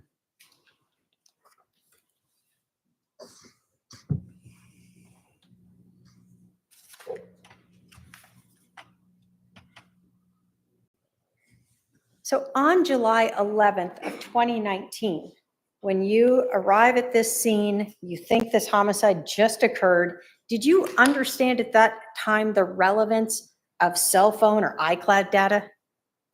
No, what's something that happened, what sounded like it was a rather quick incident. It just happened 5 minutes ago. I wouldn't think of the necessity for cell phone data, like to show planning or anything like that, or show conversations over the weeks and months. Hey, Sometimes we get cases where, oh, this person's had beef with me forever. Obviously, I am going to want to take that phone and go look through that. But in this case, we just had something reported to us that happened just 5 minutes and very limited information, as it was almost an impromptu attack. We had no information at the time that this is something that had weeks, if not months, of planning.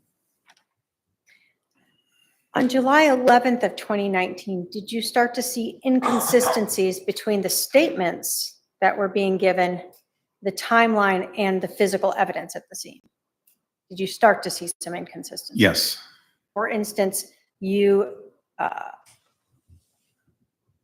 were provided with a self-defense theory. Did you see inconsistencies between that statement and what you're seeing at the scene? Yes.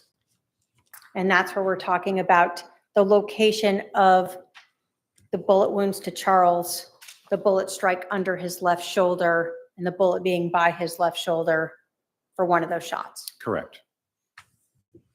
But again, you're still not aware of the background of these individuals. Correct. As you began learning more information about the interaction between Charles and Lori Vallow and learned about the individuals, were you then able to obtain information to allow you to write search warrants to even obtain phone records and iCloud accounts? Yes. So that's not just something you can be like, hey, I just want that, so I'm just going to ask iCloud for it and I'll just hand that right over? Correct. You have to have probable cause in order to get that.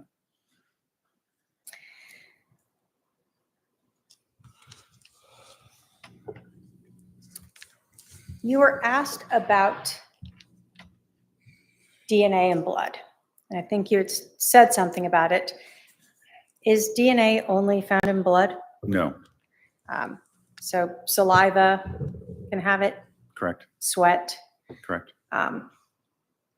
So when you're asked about blood on the bat, that isn't the only form of DNA that would be left on there potentially. Correct. So if you had information that the bat belonged to Tylee, no matter what, you would expect to find her DNA on it. I would. Not, regardless of whether she ever bled on it, right? Correct. Was blood something different you were looking for, though? It was. And was that due to the fact that there's this allegation that Alex Cox was hit in the head with the bat? Yes. And so we have the bat here.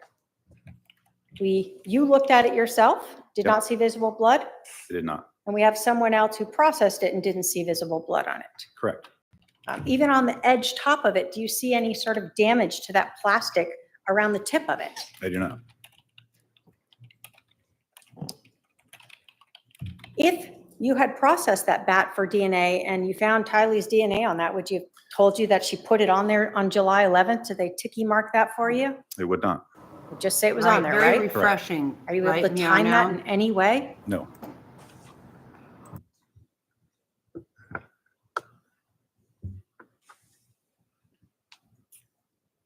When the medical examiner comes out, the medical examiner's office comes out to the scene to collect the body. Body doesn't leave in an ambulance, right? No, it does not. They have a van. Yes. And does the doctor who's performing the autopsy come out there with you guys and No, he check does. out the scene? He does not. So when a medical examiner testifies as to a wound being shored, but not knowing what it was against, he's not out at the scene looking at the body, right? Correct. He's not out at the scene looking at the projectile defect or on the ground underneath Charles's left shoulder. Correct. He's just saying that wound is shored. Whatever he was against is what it was. Correct. But you were at the scene I was. and you saw the shoulder in line with that defect on that ground or on that floor that you collected. Correct.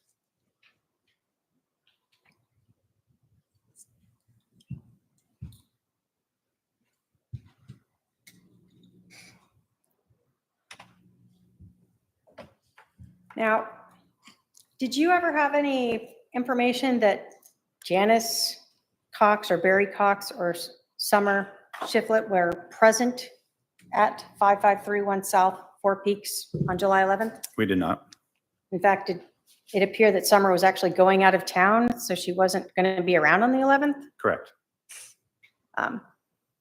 Now, you had mentioned that you were present when Summer and Janice were interviewed. Was that when the state interviewed them when they were listed as witnesses potentially for the defendant? That is correct. And in fact, did you recall Summer being asked about her offering her house to the defendant to stay at? I do. What we had seen in the text message. Correct. Was there anything about that statement that appeared to be untrue based upon your hearing or participating in that? There's nothing.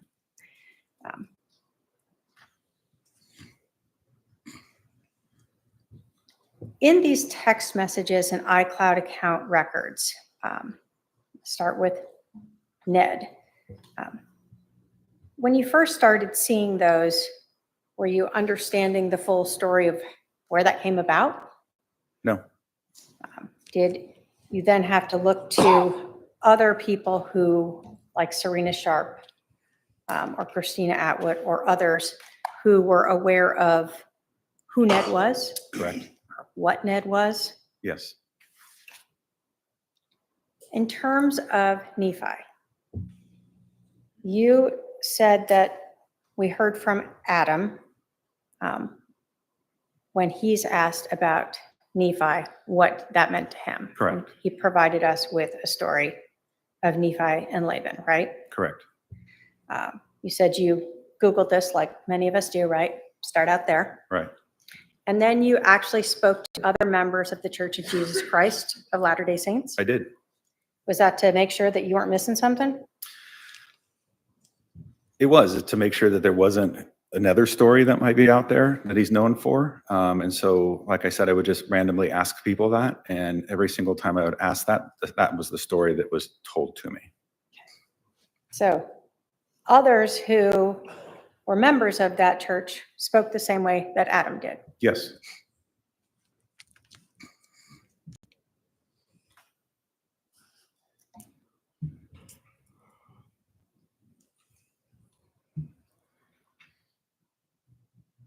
You're asked a lot about sort of processing of the scene and processing of the items of evidence. Was this case, let me ask you this, was the physical scene itself inconsistent with what was initially told? Yes. And did it require additional research into all of these different iClouds, cell phones, cell tower records to clarify what happened? Yes. As the weeks and months went on, additional information was learned that basically required those accounts to better understand what took place. And was that what then you spent months going through. Right. Um,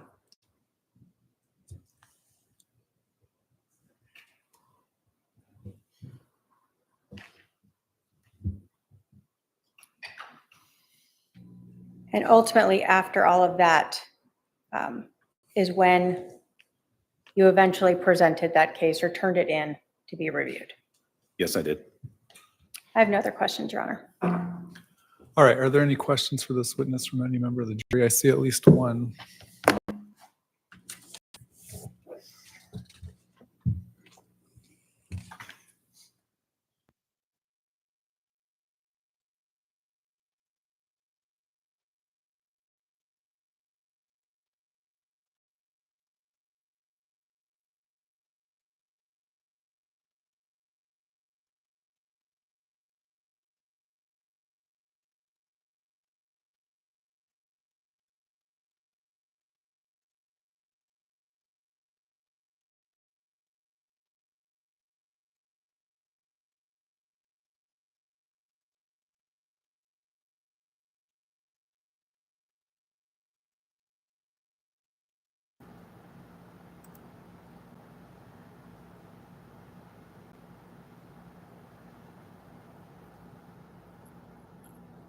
Uh,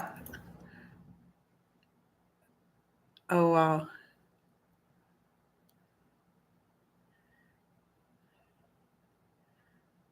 So they do have a question. Sorry, I'm trying to.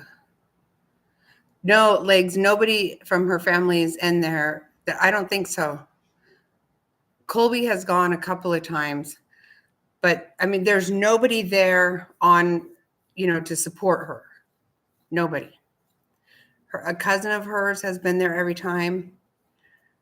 Her uncle and some other cousins, but there's been nobody there to support her. That for sure.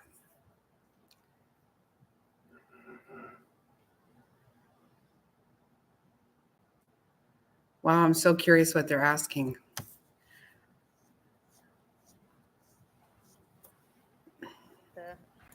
Well, I think we're Yeah. gonna need that exhibit. Go ahead. We'll see if he knows though. Regarding the pictures on Alex's phone sent to Lori, what was the time on the top left corner of the pictures? Do you recall? Stop.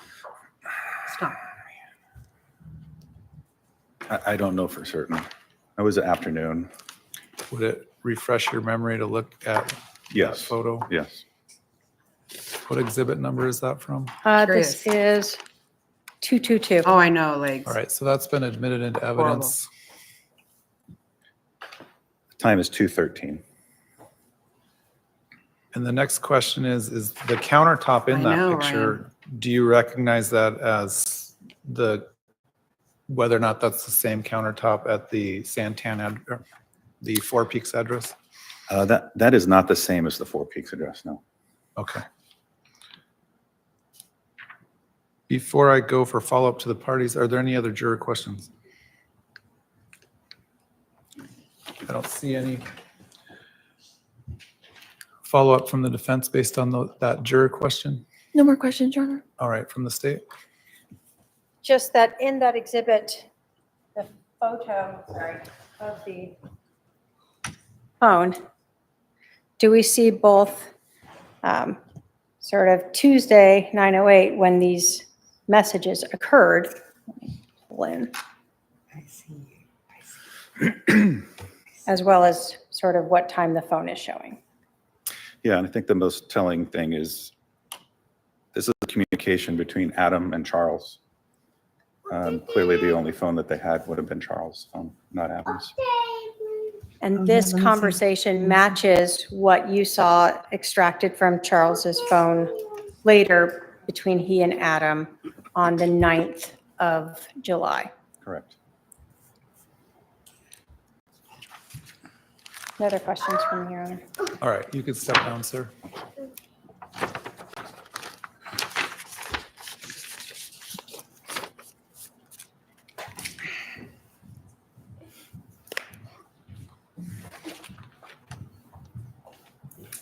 Your Honor, at this time, the state has no further witnesses. The state will rest. Oh All my right, the state God. has rested its case, which means the state's portion of the evidence is done. I'm going to excuse the jury for a few minutes before you go home for the evening. Let me just do consultation with the parties about tomorrow's schedule, and I'll let you know what time to report back. It should just be a couple Wow. minutes. So please remember the admonition. We'll let you know what time to report back tomorrow. Wow. Okay, but why did we not get to see Charles telling the police that she was going to kill him? See, that pisses me off.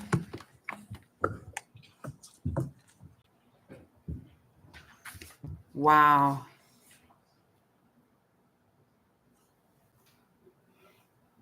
I thought they had Please be 3 seated. more.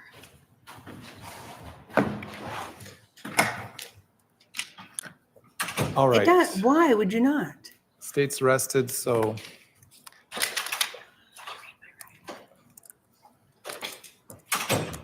Yeah. do you plan on presenting evidence? Can I confer with my? Yeah, go ahead. For a minute? The dog, blue, Leo. Wow.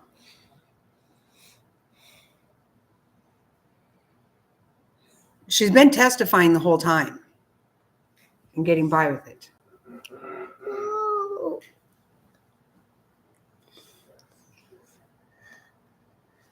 Say hi.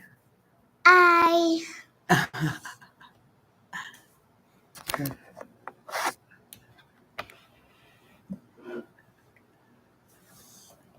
Are you sticking out your tongue? You're being silly. You're being silly. You're being a silly.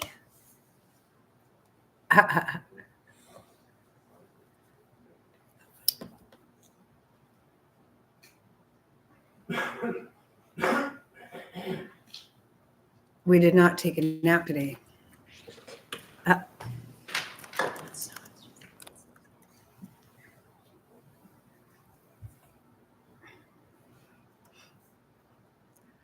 Oh, I'm just anxious right now. I'm trying to figure out what the hell's going to happen.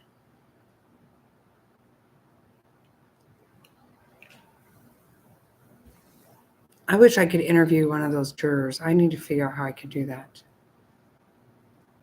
No, he's not. I went and tried to get him to fall asleep, and I darn near fell asleep. I even had a cup of coffee before I did that. Hey, look at.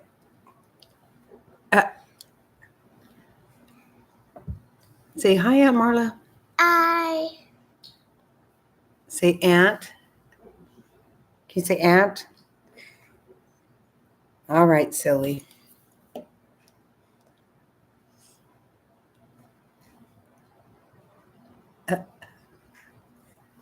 You are being a silly boy, a silly boy.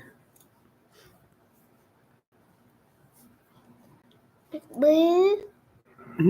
No, don't touch, don't touch. I know, right? No. Your Honor, I'd like to address a Rule 20 motion first. Go ahead. Hold on, Okay. listen. The state has failed to show substantial evidence for count 1, conspiracy to commit first-degree premeditated murder.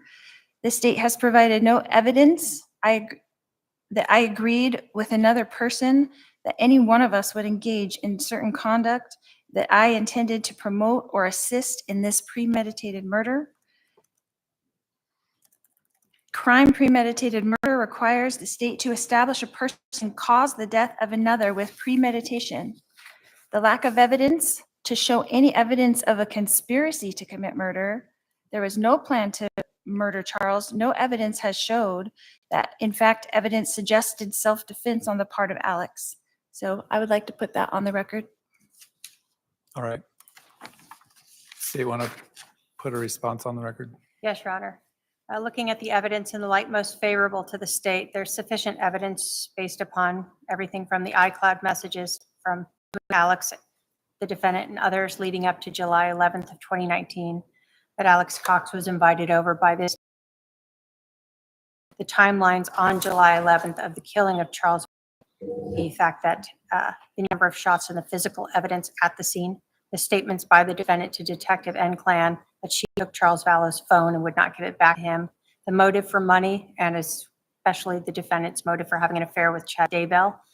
All of those looking at together in the light most favorable to the state, the defendant or the jury could find the defendant guilty of conspiracy to commit first-degree murder. Last word. Do you want to add anything? No, Your Honor. All right. The standard is whether or not a reasonable juror could, whether or not there's substantial evidence for a reasonable juror to find the defendant guilty. The court does find that there is substantial evidence that a reasonable juror could find the defendant guilty. The court will further add that the jurors are the ones who judge the credibility of the witnesses, and it's ordered denying the Rule 20 motion. Are you going to present evidence tomorrow, either through witnesses or through your own testimony? No, Your Honor, the defense will rest.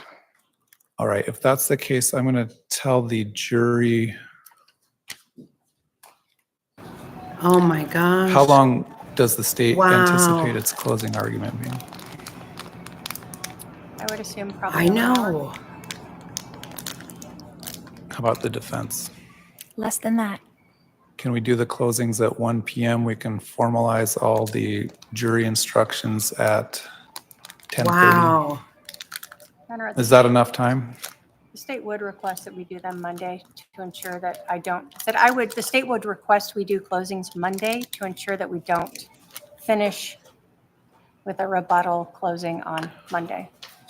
Well, I'm willing to go in the morning if we want to start in the morning at 11 and do jury instructions at 10:15 or something like that. Does that work? Again, I'm asking for Monday, but if the court does not allow that, then we'll go whenever the court says tomorrow.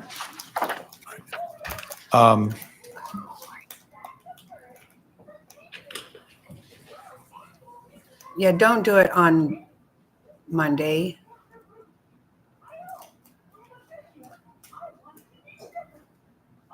Do you want to weigh in? Well, just that we haven't had time to go over the jury instructions. I don't get back to the jail until like 5:30 or 6 o'clock, so You agree then that Monday's better? I would agree. Oh, shit. All right, we'll tell the jury to report at 10:30 a.m. on Monday. They don't have to come in tomorrow. Judge, could we have the defendant rest in front of the jury before they leave today?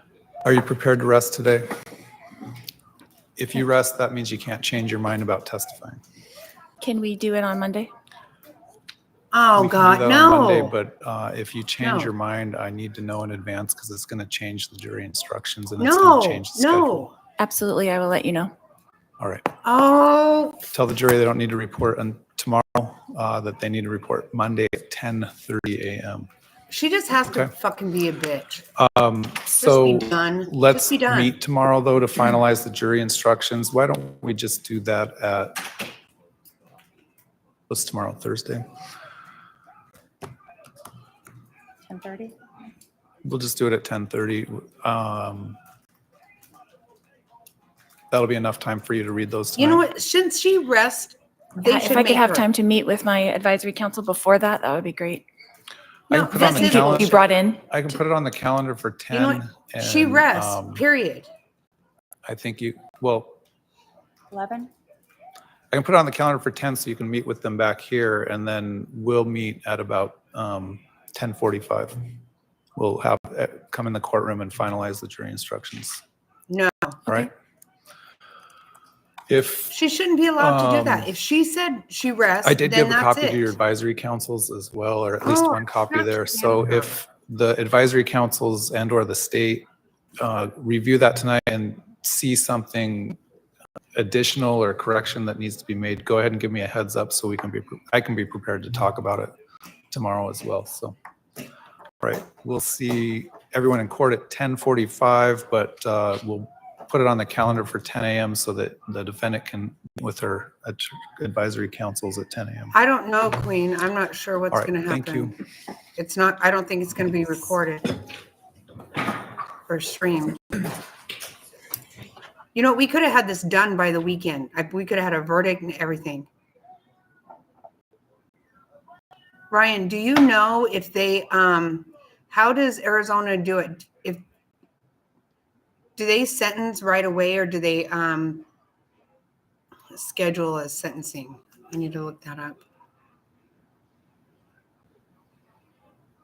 I know. You know what? I don't understand. See, this is the kind of shit that shouldn't be allowed to happen. When she says she rests, and then would she be willing to say it in front of the jury? She has to be willing to say it. I mean,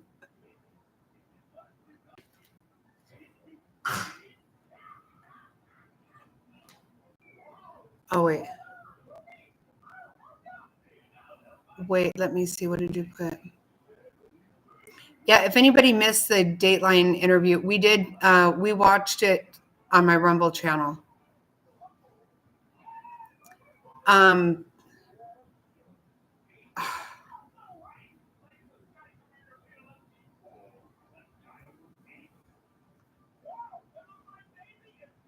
I want to look real quick and see how Arizona does it.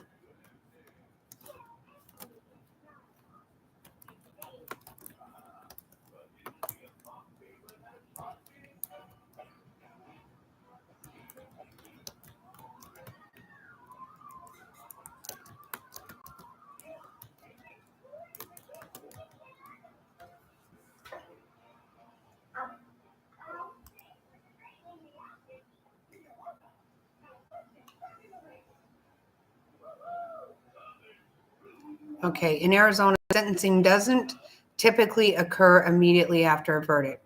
A separate sentencing hearing is scheduled, usually within 30 days of the guilty verdict or plea. So allows for preparation for pre-sentence. Yes, okay, that's how most people do it. I was so surprised with Alec Murdaugh that we had a sentencing that night, that same night. This would have been so awesome. No, I agree. I mean, but they've given her so much leeway. And the fact is, if she said she rest, so what that means is, since she said she rest, she could have just changed her mind when she felt like it. Really? Thanks, Queen. Yeah, if anybody wants to watch that, you can go watch it over there.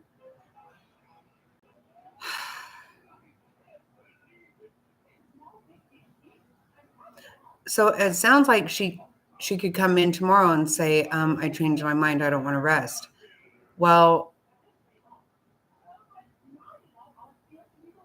we're already saying that the jury's not going to be here tomorrow. So then what? Oh, she aggravates me so bad. The fact that she gets by with so much shit. And you know what? That is why so many people died, because she just has done whatever the fuck she wants to her whole life. And everyone's just been letting her. That attitude, that fucking manipulation, that shit is so gross.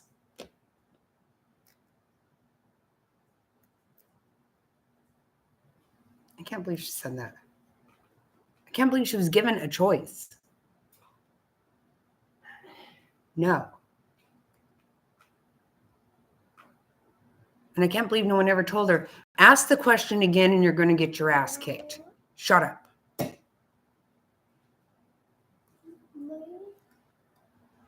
Oh my God, that woman makes me so angry. She's such a piece of shit.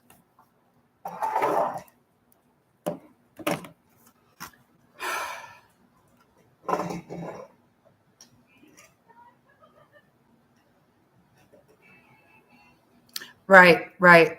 Yeah, so I don't know what's going to happen tomorrow. We are leaving town in the morning. I was planning to just stream from up north. So we'll see what happens. It's going to be hard to know what is actually going to happen.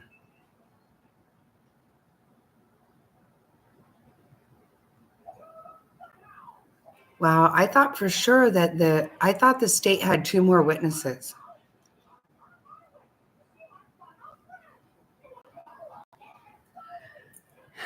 Oh, well, Okay. That just threw me. Ah, right. Yeah, I have. Yeah, I know. I'm going to. I'm going to try to figure out what's going on with Betty. It does appear that Betty has to, there's going to be a grand jury next month, from what I'm understanding. But Betty did get to leave the courthouse again today. She's not in jail. And of course, according to her, she won again. You know, that's what she always says. Since she keeps winning, how come she has to keep going? That's kind of weird, right? Thought you won.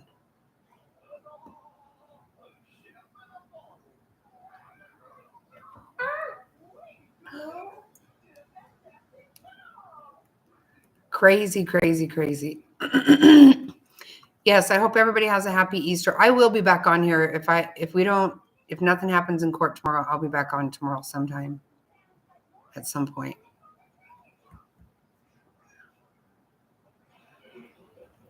It doesn't look like we will be on there. So I'll get it figured out. Everybody would take a deep breath. Inhale, exhale, inhale. So thankful I don't have that person in my life. I never did. Oh. No wonder everybody needed anxiety medication in the house. Good Lord. Okay, yeah, we will. Thank you. Yeah, we will have a safe trip. Thank you for saying so. And everybody have a very safe and happy weekend. But I will see you again, so I don't want to say that. But if I don't see you, have a very happy Easter and a great weekend. And let's count on, at least then by Monday, we're going to have a verdict, right? If they get in there in the morning, they get it done. I bet we have a verdict that day. If anybody sees a juror somewhere afterwards, please tell them I want to talk to him. All right, guys. Have a great night. Love you guys. Thank you.